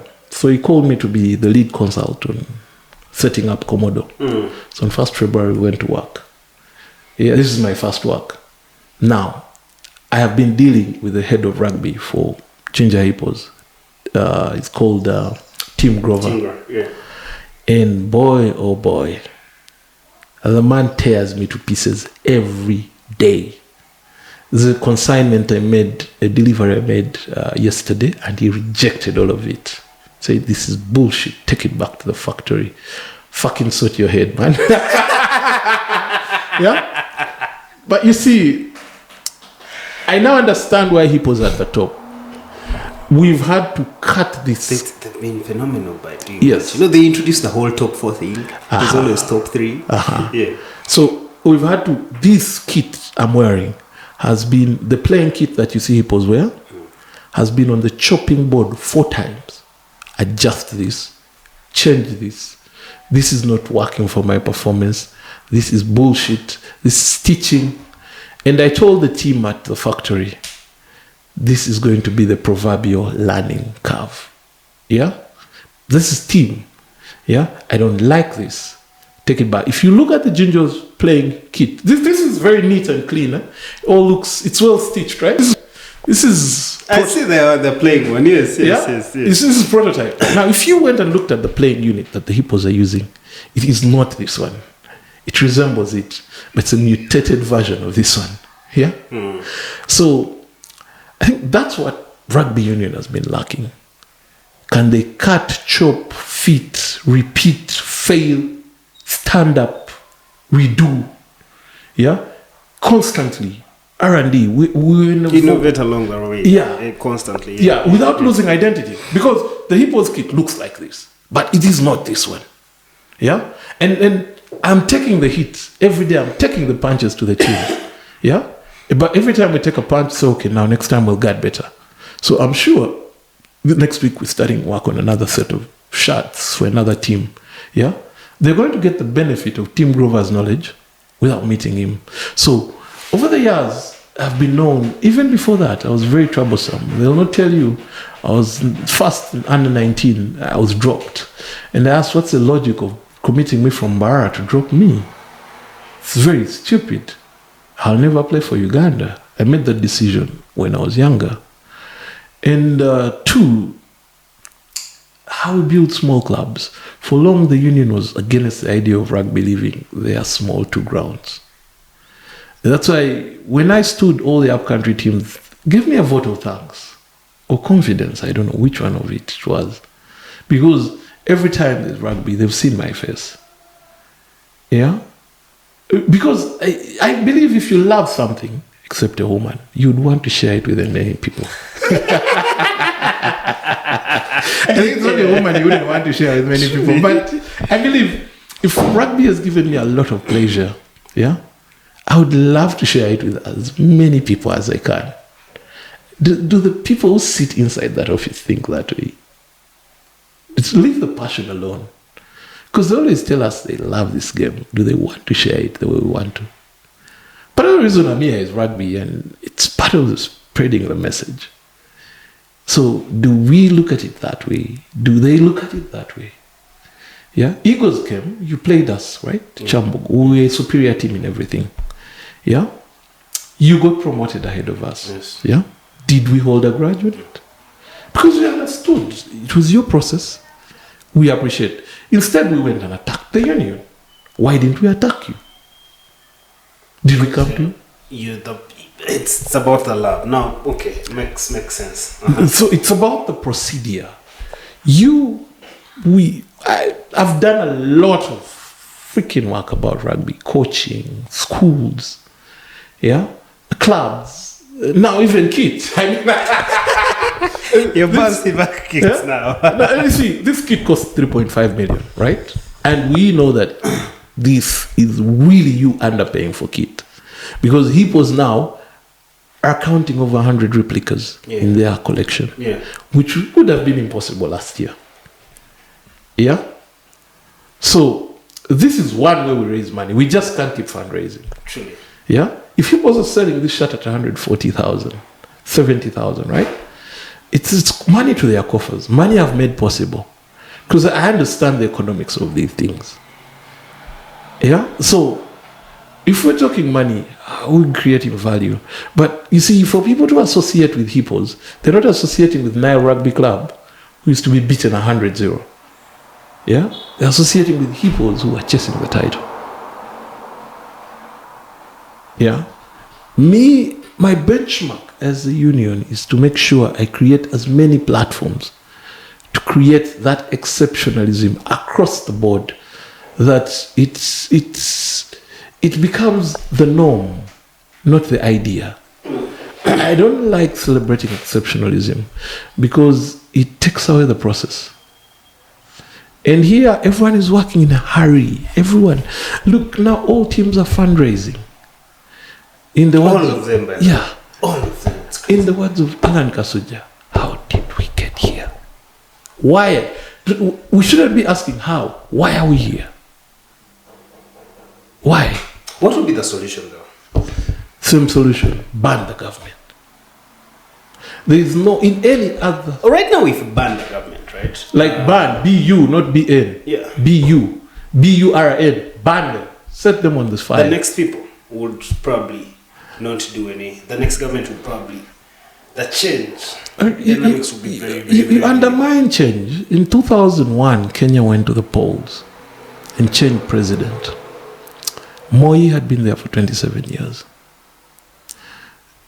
In the next 5 years, guess who became the biggest company on the continent? Safaricom. Right? Yes. When was Safaricom founded? I'm not sure. But it should have been at around the same time. No. It was founded at independence. Yeah. Shit. So sometimes human beings just will not deal with a certain individual. Two, the governance model has changed. In my time of playing, it was simple. We all used to play at Legends, Chadondo, Entebbe, and Ginger at Nile. Now even Ginger alone has 3-4 venues just dedicated to rugby. Mbale, Tororo, that's just the east. The west, the north. Yeah, so do you think they're still the same needs? In my time, fuck, it was good time. Call my friends from school and when play, they come. They just know the payment is beer. We'll all get drunk and go back to school and tell guys, brah, we're a rugby club. We got wasted. And that was the beauty of that time. But now, it's a different ballgame. It's different, yeah. I understand. Yeah, and I understand it. Like, people have to be paid their dues. It's high entertainment. You want people to pay 10K? And my friends would walk in, sachet. They clap for me very heavily, knowing, they'll give us beer. It's not the case. There's you, the Eagles Foundation. You're taking a different route. Anyone in charge has to make sure it fits a certain agenda. Yeah? Where is the money? There's TV. Yeah, these kids now have to live with an uncomfortable public persona. Trust me, the things I did as a player, if the fucking cameras were watching, shit, the things we rugby players did back then, we all came from families of repute. We crashed cars, we partied, we did what we had to do. It was really a different time. We didn't have to live with this attention. At worst, we were blamed for being spoiled kids. Yeah. Now, rugby player, but now rugby players, people will go to Twitter, do it a rugby man at your own risk, which I think is a good risk. Yeah? So, I don't think these kids are living in the same time they are living in. So, like Dennis Rodman says, they don't pay you to play basketball. They pay you to deal with this madness that comes with playing basketball. So yes, now we must create a commercially viable entity. There's a lady at the street. The guy who sells poker at Chadono makes a living off it. The guys who sell beer at Chadono make a living off it. The guys doing the washing bay in Chadono make a living off it. Why the fuck are the guys playing not making a living off it? How the fuck do I explain that? Who the fuck do I explain that to? We cannot keep crying sponsorships. Fucking sponsors. We have our own product. Yeah. Look at KPA. Mm-hmm. The guy making pork is paid. The guys running the bar paid. I mean, isn't the club making money off that? We definitely should be making money off that. Yeah, that's the economics we go into. Yeah, like yes, just not discounting the fact that we're a small economy. True. But we have, you see, again, rugby, unfortunately, absorbs a lot of the 3%. So if the cream of this society are failing, it's not football. I've worked in football. I've worked with Bright Stars. I've worked with FUFA. Yeah, I've worked with another football entity. Yeah, it's easy to find a coach who can't write. It's nearly impossible to find that in rugby. Yeah, so we can just start a meeting in English and proceed without worrying. Is this guy understanding? So yeah, and our backgrounds are all traceable. Yeah, so what the fuck? Why the fuck are we making a bad job out of this? I'm not going to escape.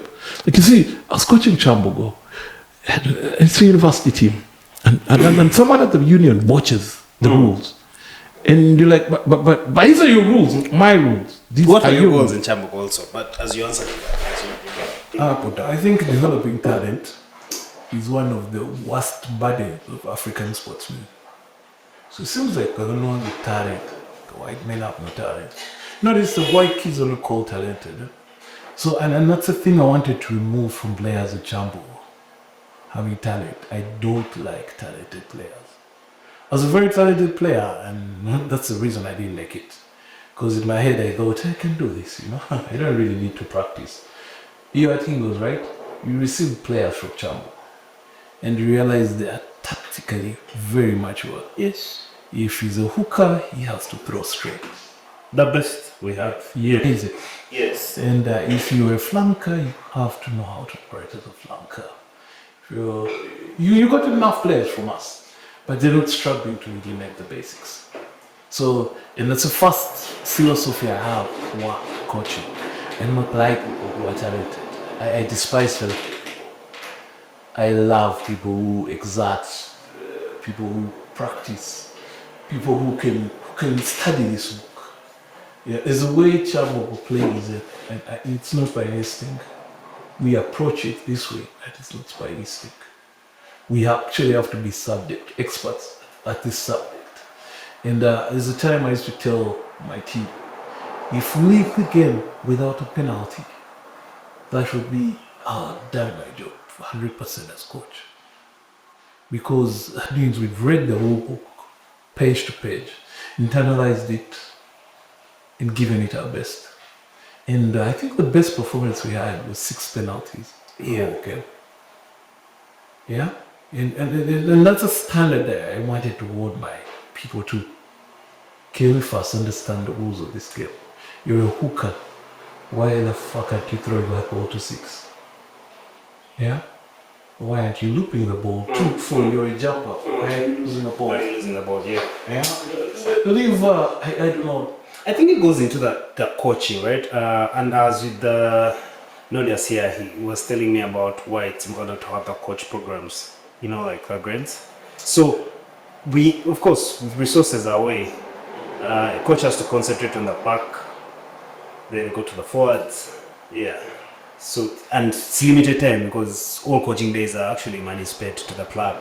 So clubs try and minimize them. Look at the young ones, I don't know how. But again, you're looking at time as an abstract concept. Personally, you can go and ask the people what we are a very time-sensitive person. Training begins at 5, ends at 7. That's me. Yeah. Yeah? At 5, you're on pitch. You know your warm-up routine. You know how we go. We know what we want to implement. So don't approach training, even basketball, even football. That's my same approach. Training is 2 hours. Means in a week we have 4 hours for training. So what are we going to appreciate in 4 hours? What are we going to get out in 4 hours? And how many minutes are those? What is the performance? For me, I've never done level 1 for rugby or level, any level. But it helps that for my undergraduates, I did sports coaching as a whole module. So yes, I had an advantage in sports physiology and kinesiology. So it's all wrapped into one that I had 3 years to accomplish what I want to do in a weekend. So it goes down to how you see time because it's fixed. We know what, I know 12th April, I'll be in Fort Portal for the entire league final. Yeah? So if you call me on 12th April, I have 2 options, to either accept to be with you or to accept to go where I want to go. Yeah. But then I'm not just going to arrive to Fort Portal. Things is elementary, how we traffic for Porto. So you want, you have a plan. You get it. But you see here, some days you look at how we run our programs, they haphazard. Yeah? If we know when the season begins, how do we prepare for season, how do we how we play around it, and then you start discovering individual player preferences. Yeah, the players already will tell you they're winners, and at the end of the day, we're hookers. So it's that as you spend time with people, you learn to learn them, and they also learn to learn you. It becomes a very intimate relationship where you know them, they know you. They anticipate your reaction, you anticipate their reaction. It's a two-way choice. So in an environment like ours where financial resources are limited, is time also limited? Oh, we all have the same 24 hours. So as educated people, even those 2 hours we have with these athletes, are we getting what we want out of it? Why isn't the player improving? The things the player won't improve. I don't expect someone to go faster. It can happen, but not significantly. They're not going to come from running 12 seconds. Like the slowest 100 meters in Olympic history. The slowest 100 meters in Olympic history is 14 seconds. So, do you think I can get a 14-second athlete and rank it 9-second athlete? No. Well, what do I do with that? What are his pressure points? How does he read the book? What are his habits towards the game? What does he think of himself as a human being? Does he wake up and feel good about himself? Why is he playing this game? Why rugby? Why has he chosen to play rugby? Why has he chosen to play basketball? Is it a need he's fulfilling? Is it a want? Is it a commercial aspect? Yeah? Can I give him a new worldview by making the rugby or basketball? Yeah, that's what I look out for in athletes. How does it fit into his society? Are people proud in his community that he plays this sport? Is he bringing his younger brothers? Is he bringing his sisters? Is he bringing... You get it? Is this helping him need something? Is it undisclosed proper? It's a very complicated argument with amateur athletes. On a professional scale, it's different because you're handling a product. Here you're handling human. So your approach has to be, and that's now what level one doesn't provide, because this model is sent to us by a professional union. So we adapt. We say, okay, this is how you handle a P1 child. Well and good. How do you handle a P1 child who hasn't eaten or seen his father and his mother? It's a different psychology.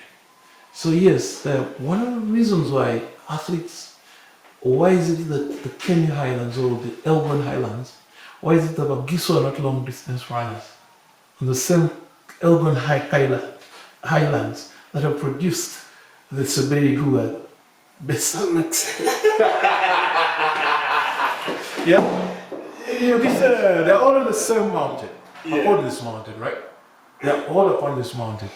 Why have the Sebei to meet the world like this running? What happened to Bagiso? Who live with them, not even next door. Okay? there's just something. Or even in Kenya, the Bakusu. Yeah? But then the Bakusu are supposed to produce excellent athletes. Yeah? In many disciplines. Football. Yeah? Rugby as well. So, what is that comment that makes the 40 fastest human beings over 42 kilometers come from one village? Or from one area? Why is it that they're next to neighbors? Why is it purely genetic? Is it psychology? Then you look at the Sebei culture. Yeah, they've talked about it. It's been studied. You just have to live there for 1 week and you see if you will not come out fitter. Then you go the next day to Mbali and you see if you don't have a blast. Upon the same mountain, right? Yeah. We need to have guys come and do these studies. Yeah. No, the studies are there. Studies are there. But you deeply have to look at what players root for. Personally, I like working with kids who've gone to boys because their approach is simple. They have the fight in them. I do not need to explain to a Kiluwe, to Dr. Boroboro why we have to beat up his neighbor. No, it's there. He's grown up in a culture where you fight to defend your turf. Same with Tare, Mara High, Teso College, Tororo College, all these boys' schools. It's very easy to work with them. Same psychology. Musuru moja twende. Simple. Then when you have to deal with kids from Budo. Yeah. Jesus. What the fuck is wrong with you? The backers. It's not baggers. No, it's a sense. Such like Kenzo now picking them this type. Like, that's probably. So I was having a conversation where I told you can just really look from their faces and see that we are going to beat you because they have all this JSA sponsorship, so they give them the milk, they're on the pitch. So I'm telling them, clear, is that to drink milk? But there's that, you don't see the fight, right? It's something. They're playing it because they have to play it. It's half years. But Budo has produced the most skilled players. Has it? Yeah. Players? Yeah. Players who do 10 out of 10 rugby skills most probably going to come from Budo. I understand in basketball. Basketball, yes, but players, yes. Nairobi produce those players. With the rest, it's the Philips who have grown up. Which champion those? If Philip can't have what service like. I play this film. He can't tap of service life, but he's going to put out clips of him tapping.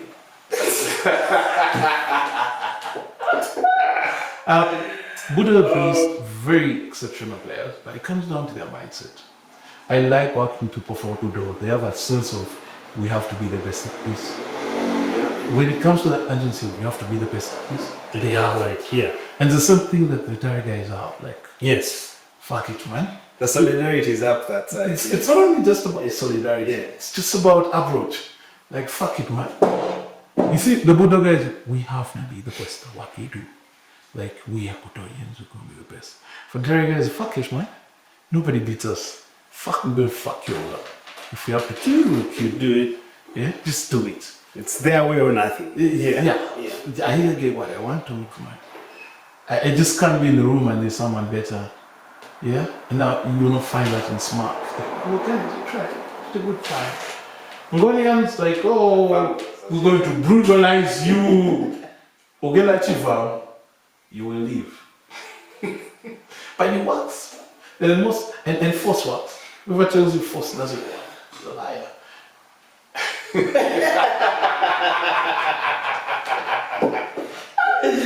I have thought about it in very many ways because now we have to deal with our government like that way. But okay. No, when you're dealing with the government, does it actually fucking care about you? The psychology of theirs is, do you want to bring it to it? Okay, you even had a guy. Now let you bring 10 guns. They give you a gun, they say you had this, now you have 10. Yeah, you say you had one, you have 10. Yeah. So yeah. And for me, and also kids from boys' schools don't really get participation trophies. And that's why I like who they are. True. True. Yes. That's the athlete I want. I don't like an athlete who's being receiving participatory trophies. Yeah, you tried. Next time we'll do better. And that's how rugby became very funky in Africa. In Uganda. Because we were recruiting kids who didn't have participation trophies. Along the board. Along the way we started giving kids participation trophies. What the fuck do you mean by top 4? Who was the first vice president of Uganda? That's a woman. Basically. Okay, we got a vice president in 1962. You know the first cabinet had no woman. So that's the thing, nobody remembers who came second. So when we start giving participation trophies, this is where we end up. Yeah. We end up in the union, who knows, all pass up participants.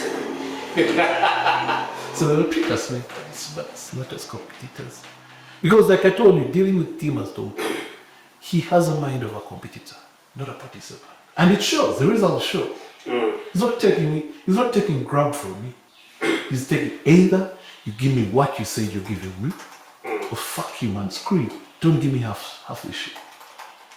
You get it? So I think that's you want rugby to grow, you want to make the money. Yeah? I can give you an example of the entire league. when the entire league began 12 years ago, it was just a Sunday protest from guys who were tired. They made their league, made it like a gala, kept calling guys, hey, come. Now, the jazzy culture that already is off the hook. Football culture, football happening time, the venues. We went to King's Park. You guys don't have toilets. How the hell do you expect us to play here? Oh, please, let's build them for you. Yeah? Those are the challenges you're supposed to set out for yourself. Yeah? We're going to Chitara for the final. Nah, you guys are joking. Okay, we are there. Remember the same way you invaded it in 91? So we'll be saying, no, we're going back to Rwanda. Okay, that's it. You see, that's the culture I want. Yeah? It's a culture I want. I made the jersey for the inside from the Terry League. It's a cohort of they finished school for you last year about what? Graduated last year for the 4th year at the time, just 2 years ago. They bought 100 pieces, replicas. Yeah? I don't think there's a rugby club that has people buying 100 pieces. Why? Why is the Sunday League having people buying 100 pieces? Why isn't it around? Because I asked them how much yesterday, you get 70,000. Yeah? I know the markup on that. Why 100 people are committing 70,000 to a Sunday? Yeah, because you know what that represents? The average entire class either has 140 students, O-level class 250. Yeah, meaning close to half, 35% of your population is committed to your cause. Something I think Mlingwa does by force. Yes. Yeah. But the real win would be when these kids leave Chitara, they come back and buy Vipers just. Yeah. Merchandise and watch Vipers deals. The trickle down effect. They don't. Have you been at a Vipers game when it's holds? It's crazy. And the mega side is vast for students, but no side also tends to fill up. I've advised. I've worked in football, so I've watched them. Yeah. I've watched them. Yeah, it was my unlucky day. Yeah. So yes, even if it's struggling to decipher that, how do you make a product that entirely attractive? Yeah, because entirely nothing exceeds 5K. Yeah, 5K, food is 5K, everything is 5K. So someone's spending 20K, mentally, it's okay. Yeah?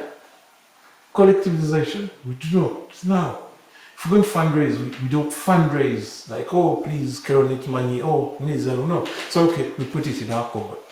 We'll donate as a group. So even me with my 2K, we donated 10 million. What are you talking about? Yeah. So participation. For fun, it's about participation. For the communities, it's about active athletes. So by the time we get ambitious enough to say, next year we're delivering gear 5 Kasambati, which is effectively a bush right now. I'm even confident to say it right now. It's a bush. 365 days from Fort Portal. It's going to be a world class. Why am I so confident? Why am I so confident? Because you've seen it work. Because I trust the people around. I trust the people that when this guy said they're going to do it, let's wait for it to get done. Mm-hmm. So can we get that attitude back to rugby? Yeah? Can we get that attitude that if we say we're going to do it, we get it done? Like, can we say this year we're going to have 20 level 1 coaches have the pack team, right? Can we say every year every team is going to have 100% kids? Can we have it active? Yeah? Because you the same thing with sponsors or those are side shows. Because even now, if I give me 100 million, it's not enough.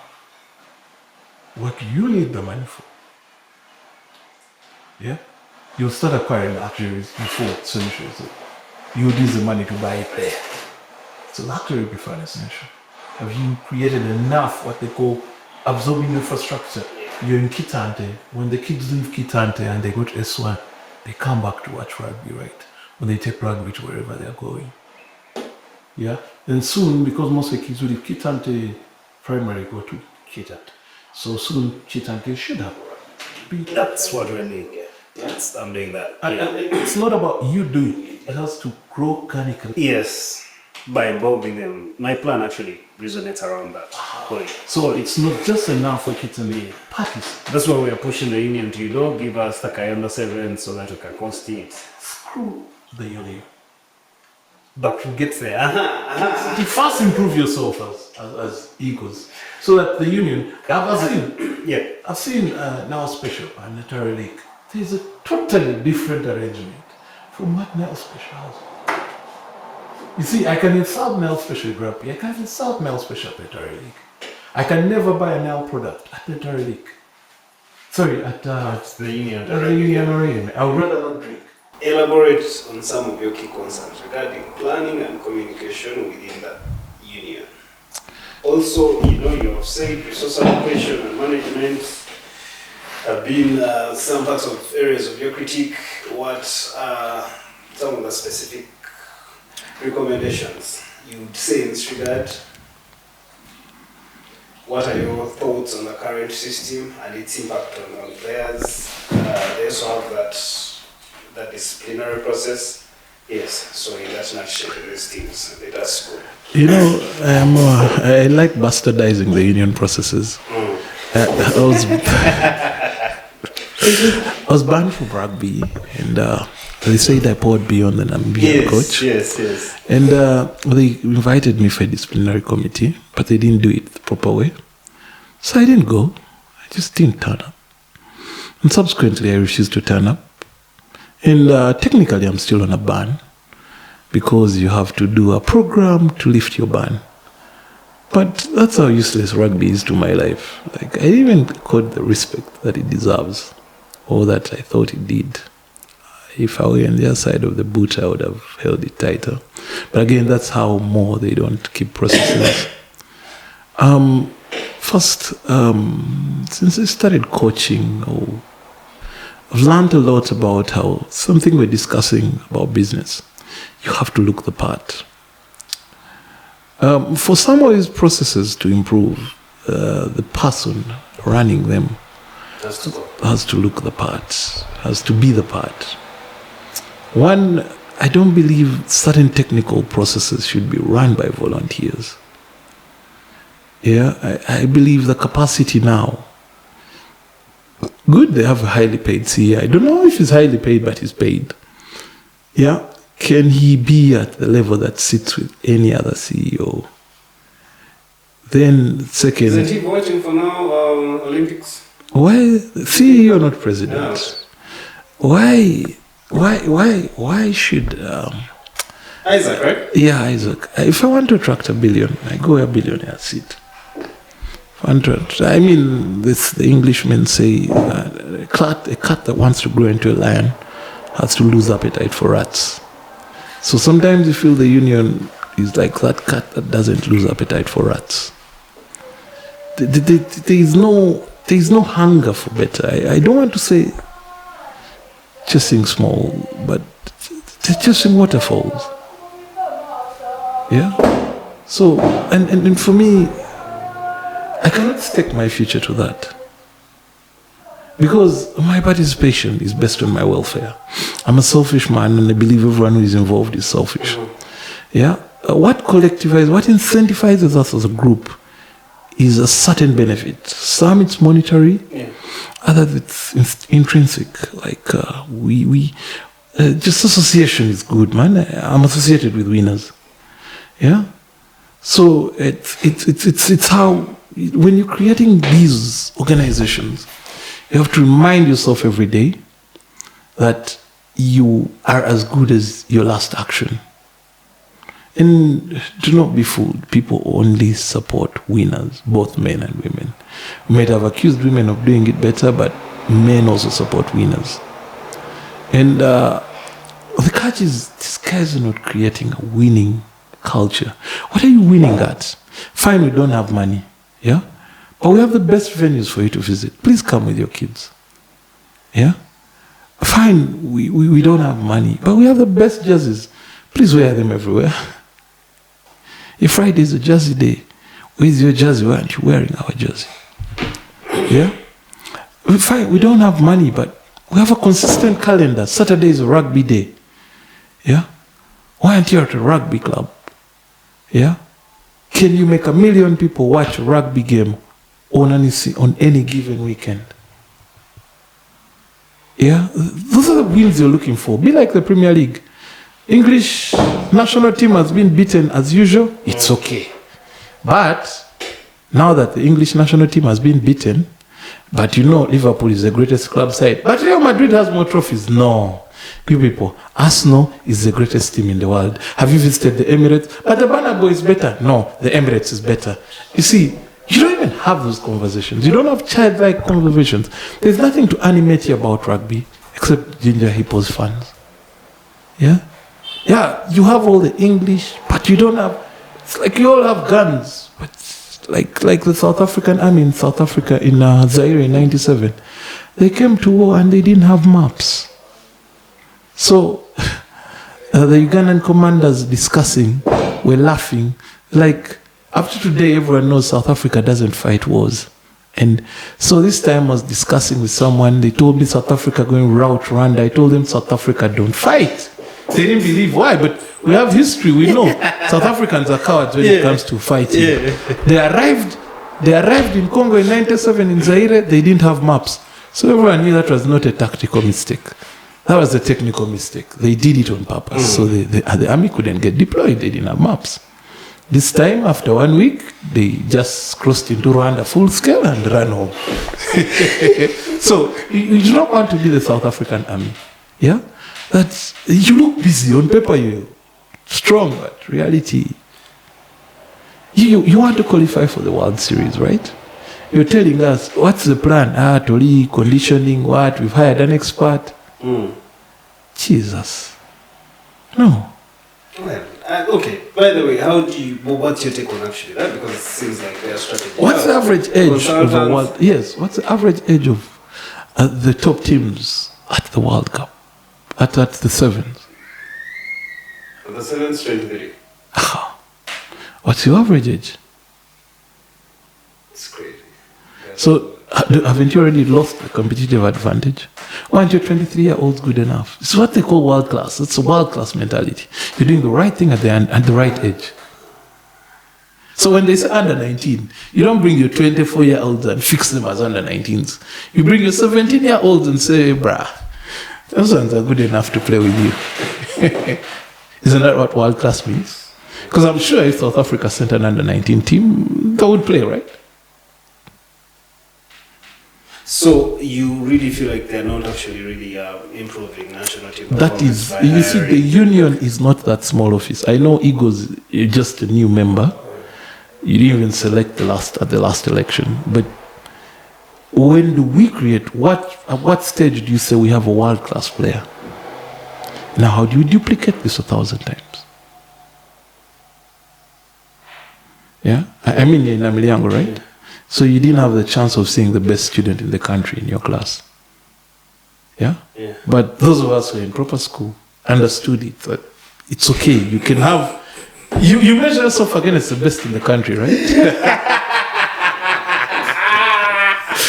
It's gone. Yeah, but I understand my word, right? Yeah. At what stage do you have a world-class person or personality? Do you say, if this is the best guy at math in the country, how do I measure up to him? Yeah. How good is my math? Yeah? So you don't see that in rugby. You only see it actually in long distance running. The kid in Kapchora knows all I have to do is beat the guys in Kapchora. Then after that, he doesn't care. Yeah. It is done. Yeah. You're the best runner in Kapchora. That's it. That's your standard, you know? Imagine being in that cocoon. I mean, if the guy says I'm the best runner in Kapchora, what does it mean? He beats the world. He's the best runner in the world, right? Yeah. So why the fuck is Namiliango telling us the best rugby player in the world? I can't hear you. That's when the player is created. Us at club level, we correct, tactically make you ready, situation awareness, conditioning, yeah? But I'm not going to convert, yeah? Chimono came out of school ready for the national team. Why the fuck didn't that become a consistent habit? Why aren't even kids now leaving, while they leave in Go and they are not yet ready to play? So when do you create the world-class player? But now that's what they call an organizational guideline. Yeah? The same way the schools fix kids for exams 4 years from when they join. Yeah? Meaning there's a lot more we can do They with actually kids. do it into the termers, first grade material to first fours. I remember stuff used to piss off my dad. Hey, dropping out of the guy is going to get 18. You see that? Yeah. Meaning there is material to create this. But are we very deliberate about it? Yeah? Who are these math teachers who create the world-class math? I was in Intare, and for years, we didn't get a distinction in literature.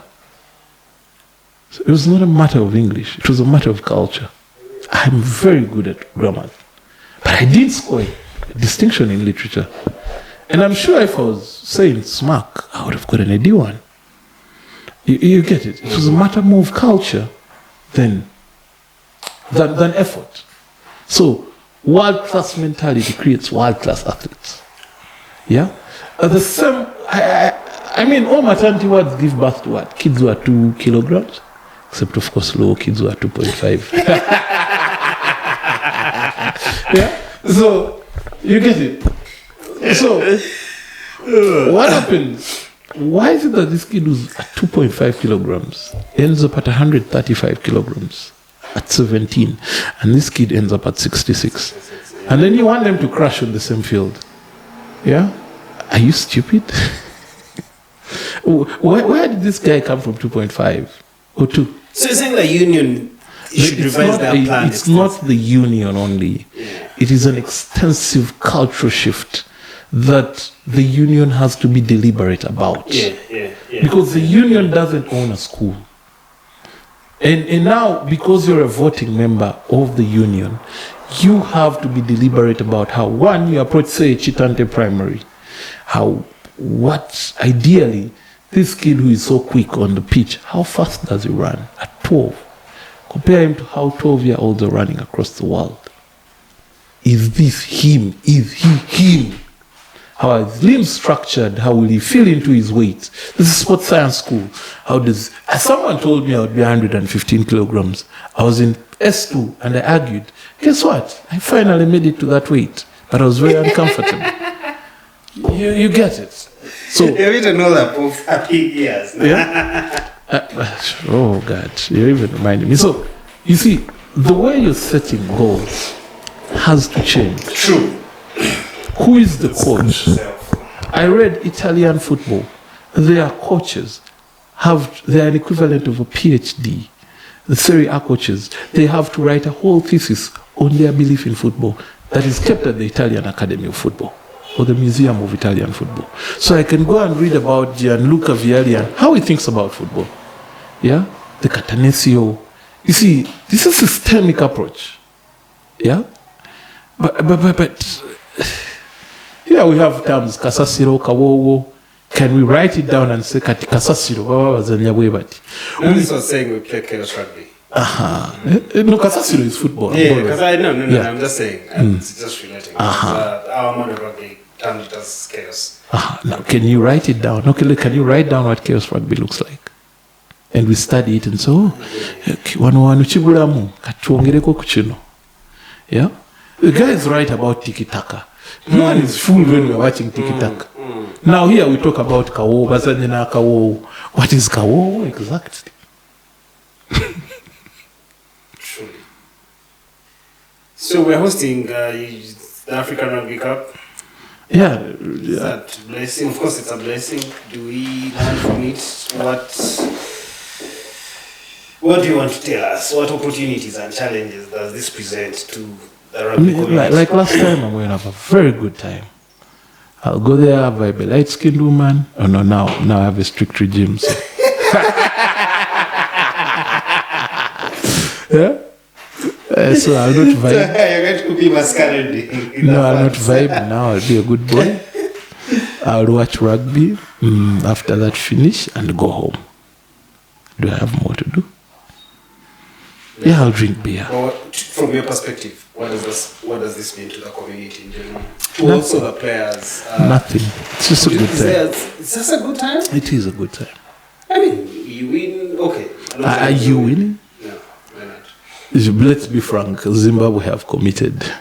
And thank God, when do players turn world class in Zimbabwe? In high school. Exactly. So Zimbabwe don't beat us at senior level. They beat us at junior level. Because Zimbabwe has a shambolic economy. Very poor domestic game. It's crazy. Yeah, where the It's like a country to have COVID. Yeah, Zimbabwe inherited great infrastructure. Here we have to build infrastructure. I think that's the advantage we have. Zimbabwe look to the past with nostalgia. We don't. All our future, we now have to create greatness. We want to qualify for the World Cup when your under 14 doesn't have proper kit, right? No. Okay, no. At least not us. Under 14, all our kids are in there. I'm not saying Brookside kids. No. Ours is actually from our sports thingy. Sports Express. From Wallachia. No, from Arthur's, the owner of Eagles, the brother. Has some sports thing going on. Quera. I forget his name actually. I mean under 14, not under 20. Under 14. I've not watched Namiliango. And for us, we are clash. Tomorrow you're playing. No, on Sunday. Auntie, tomorrow at 1 you're playing. It's in Ngo. We're playing for colleges.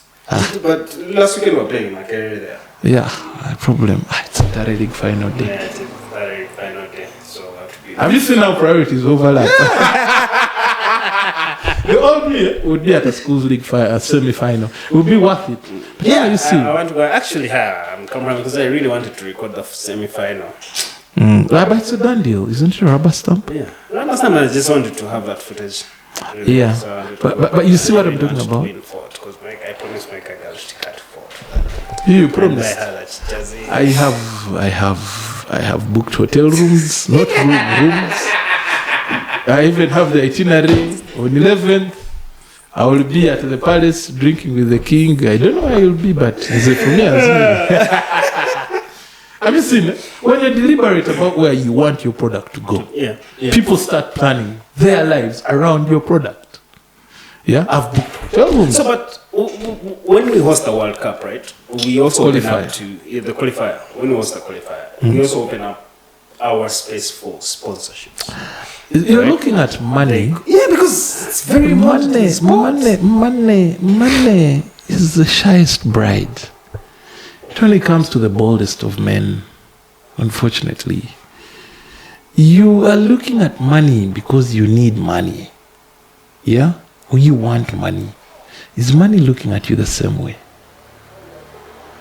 No. Something I'm telling you, I need $100,000 to revive my business. Yeah? I have made appointments with rich men in this town and the next town somewhere. Close comrades of my father. They've seen wars together. Some have done deals for, have risked leg and limb for it. Yeah? But why aren't they giving me that money? Do they look at me and say, oh, that's 100K, but that's a good kid. Let's give it to him. It's the same thing. We'll get sponsors. The fuck? Why? Who entitled to sponsors? We need to first win. Winning is just one part of the package. You need to be ready to absorb. Agreed. Because say you have, how many billboards does rugby have? We count Legends. Oh, Legends has 18, Shadowland has 20, Eagles have 20. Okay, we are here. We have a product with 300 billboards. How many people look at that billboard? Say, okay, on TV last time, 200K people were watching our game. Then also, individually, 1,000 people visit every stadium. So, generally, this is the quality of people we attract. The people we attract to rugby club spend 30K each, meaning they can buy your product. So please, give us this money. And I do not want to be the guy who is on the CSR budget. I want to be the guy on the partnership budget. Totally. So you have to create that niche. Entirely, sorry to again to refer you there, but we didn't start out looking for sponsors. Along the way, sponsors came whispering, hey, but I don't have a hey, now you also pay for all the venues we are going to use. Yeah? Just create a model where you fund your league 100%. Yeah? After that, no, okay. For us, this league costs us 3 billion to fund. The day someone comes, guys, have 1 billion. Feel it. the hell are you talking about? But you do not know yet the economics of your own league. But you want sponsors, right? To what? So you're saying we're struggling with the grassroots rugby, and we need to correct that. I'm not saying correct. Review. Yes. So you have to look perfect. It's like a Kampala woman. When you meet her at Alchemist, yeah? Or formerly Mezzo, she's hot, what? Then you vibe her. So you learn that you can pay bills. But you look financially Scratch stable. that. Alchemist is still existing. But close to my very good friend Hilary. Hilary is my friend too. So I'll actually be there today after I'm finished with my Guinness Smooth party. So you get there. Yeah? You first get there, then you learn the problems within. But it's too late, you're already committed. Didn't you tell me you love me? So why don't you buy me a car? So but you'll buy the car. No offense. You'll buy it. But you have to. And it's the forefront of why people like us get trained. You have to create that product. Sell it. People have to buy into your vision. Yeah? Sure. This is the only way actually to market it. Yeah. Has anyone ever marketed to you a phone? They market the phone. They don't market the picture of what the phone will be. The cars, you people buy products every day. You buy them. So why do you think someone should buy into your abstract mind when there are 1,000 products to buy? I can't watch rugby on Sunday. Why? Because there's entire league finale. You get it? There's Budo League. Centurion. No, you've given me options. On any good day, your product should not be, say, man, let me first go watch and go, then I'll pass by your thing to see how it's going. It should never be on a weighing. Make sure your product is not on a weighing scale.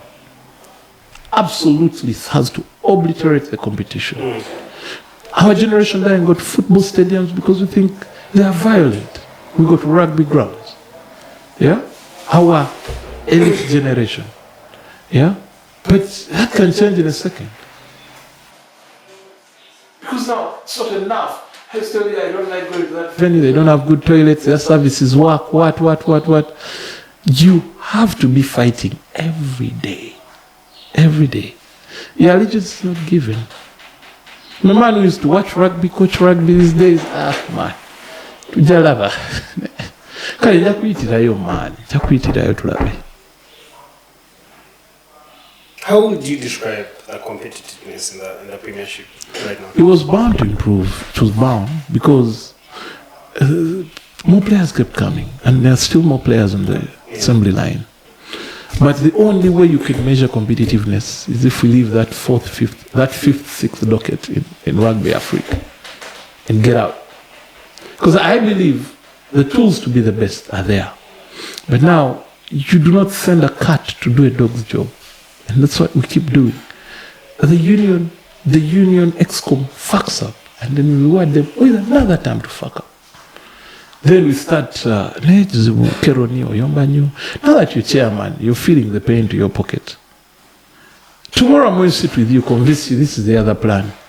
I can tell you from experience, Chadondo refused to vote for me. I talked to the chairman, Brian Tabaruka. He said I am too hyper to be a vice president technical.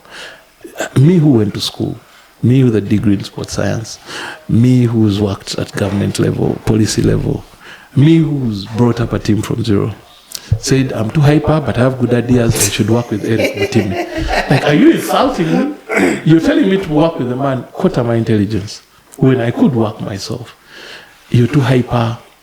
Because for them, it was very important that someone of their age or someone they'd grown up with is in that position, regardless of your competence. Yeah? So I also just took a back seat. So when they came for Chambogo, I didn't even try to resist or fight back. I just slunk away further. I said, bruh, I have enough entertainment options. Yeah? It's my Saturdays can be covered in 1,000 places. Yeah? Now today I see them quarreling over things that I was telling them we're going to quarrel over. Land rights. You know, there are 5 important things in sport you have to solve. 1, venue, fields of play. 2, jersey, yeah, kit and identity, kit and kabudo. 3, medicine, yeah. 4, media. 5, politics. Then What's in the politics? who gets to play? When? Guys who train. That should be easy. It's not as it's you know it's not as straightforward as that. Then do you know who will follow all these? You know who the 6th is? No. Money. Once these are in the good place, this guy will come. This guy, That's so true. this guy is always following the things. In this life, if you have a place to stay, you dress well, you're healthy, yeah? Your PR is good, yeah? And whatever. You will get all the money you want, yeah? It's a platform. It's where your parent tries to put you. It's where society tries to put you. Yeah. And it's the same principle in every business. You do the 5 things right. You have the good location. You have your identity. You're kitted out well. You get it. You're going to win. The money will come. Like I said, colleagues. The money comes, but it always follows those 5. Yeah. So. What's the excuse? Are the rugby venues the best? No. Is your kit consistent? For Eagles, yes. No, like But generally, I see. 100%. I could go on TV and squeeze the CEO of a kit. How the fuck are you seeing You've done it. Yeah, and you're being squeezed over kit. That's 0. Shouldn't be squeezed over that. Yeah? Is your medicine perfect? Not so much. I just lost that player. Huh? So you're looking for money, right? Yeah. How is your media game so far? Is your PR good on the media? Well, I see even the top clubs have all these media partners, Next Sports. But is the news coming out good? No. Is your politics? Are you happy with the politics? You're always criticizing your president online, right? So with all those 5 facts, who is the money? The money just can't come. It can't be fumbled. It's like water. It only crosses. It has its parts. So yes, it will rain everywhere, but it will not stick. It will not get wet everywhere. So yeah, and that's the thing I've been trying to argue with all sports administrators who hire me. Say, no, we want to conquer Africa. What? Like, sir, do we have these 5 in order? Do we have these 5 in order? The 6, which mind if we not send that full response? I tell them, nah, let's have these 5 in order. The 6th will come. That's why Chitara is going to be the biggest club in Uganda. No, after Eagles. Just. I understand the enthusiasm, but I'm looking at. I've also taken the knowledge, and No, Chitara. I'm in the media already, so that one is going to be a tick. Chitara. Our director of rugby is top notch. Chitara is like Forrest Gump. That's what the movie was looking for. Forrest Gump. Things just happening. I remember now. Yeah, it's Forrest Gump. Things are just happening to you. You're in the right place at the right time. So it's Forrest Gump. That's the movie I was looking for. So Chitara is just going to be like that. You build a small stadium for yourselves, then the government gives you a big one. Kit gets sorted, medicine, what? Your politics, you have your identity behind Kavalega. So things just get sorted without any effort from you. Some people are born on that day. So that's Chitara. You come into things at the right time. Very interesting. So yeah, and I think that pretty much sums up my conversation about rugby and sport. So you No. Let me ask this. How would you describe the current landscape of coach development programs in Uganda? Unfortunately, coaches cannot be developed according to federation. They have to be developed according to school system. Coaching and refereeing programs. How is the school system handled from your perspective? Because that's where I feel even the ministry or the powers that be are being reluctant. They focus on the league, and it's such a small thing, right?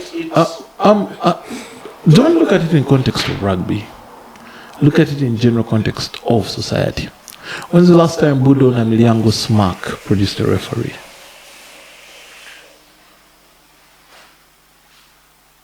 Okay, I see.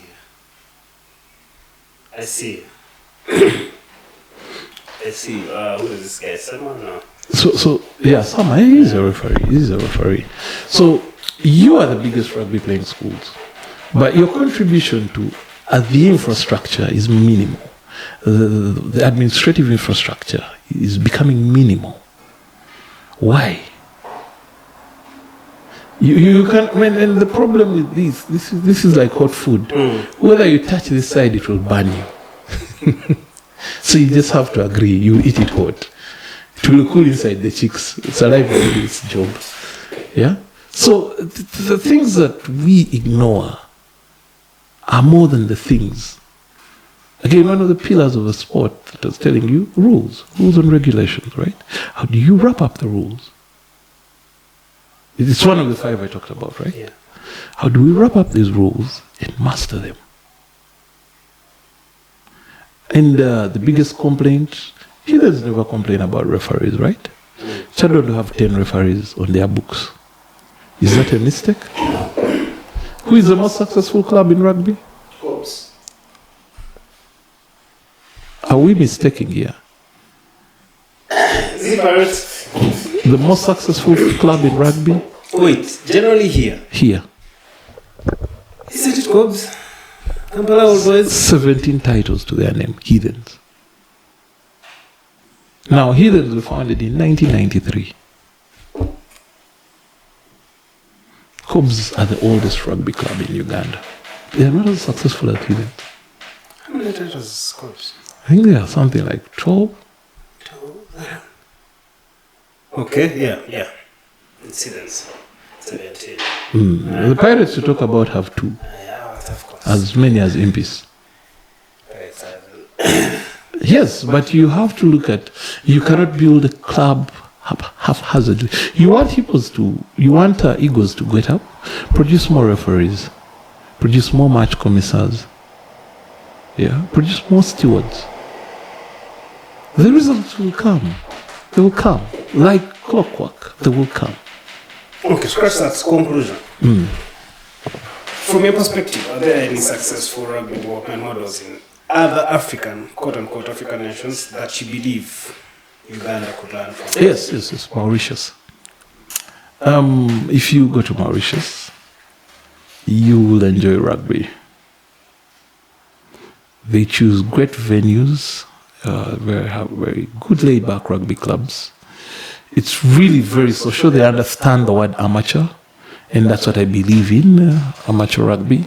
They understand the word amateur to the fullest. Rugby is fully participatory at club level. You pay to play, but the club is kept clean. You interact. It's a very good business interaction. Yes, Madagascar, very much 100% population participation. Zimbabwe, good school model. Yeah, and all these are places with less money than Uganda. I don't know about Mauritius, but like I say, everything in Mauritius. Zimbabwe, South Africa also has a very good school model, but of course South Africa. I'm not talking about South Africa. That's doping. Yeah. They're on another level. Yeah, but I'm talking about places. You said replicate. I don't think we Zimbabwe. We can't struggle with that. Yeah, I mean, the kids are already at school. They are paying their tuition. Yeah, we have over 120 boys' schools that were founded that have rugby infrastructure. Why aren't the fields of green?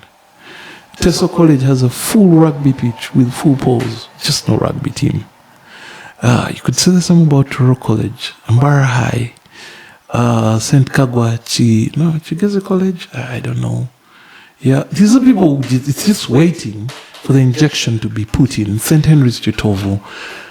You have all this infrastructure. I'm talking from the boys' side, and also the women will feel they need to be recognized. But usually, you kick off this, the other follows. Yeah, so yes, and then how soon? Set a target that in 4 years we do not want to be playing at the annex of Nambole. You see, those are things I'm telling you. Can you do 365 days to deliver entire league final? Why aren't you saying in 4 years, Nambole has to fill up? Nambole, we shall wake up 50,000 of us to Lumbe. and we sit there. Also, I target that you should be setting, because now you are involved in rugby, I'm not. I'm just an old boy. I'm passing by, Nalimba Mani.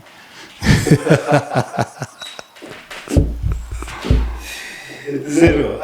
Usually the key thing I ask people finally is, what sort of legacy are you leaving behind? You as you. Son of a rebel. When I write my autobiography, I would want it to be that. But I don't know. Legacy is a very complicated word. It's a very complited word. I don't know. And that's a perfect answer. I don't know. That's a good answer. I can't look inside. Because today I'm here, tomorrow. In the last 4 years, I have done 2,000 things. So I can no longer even describe myself as one thing. Thank you.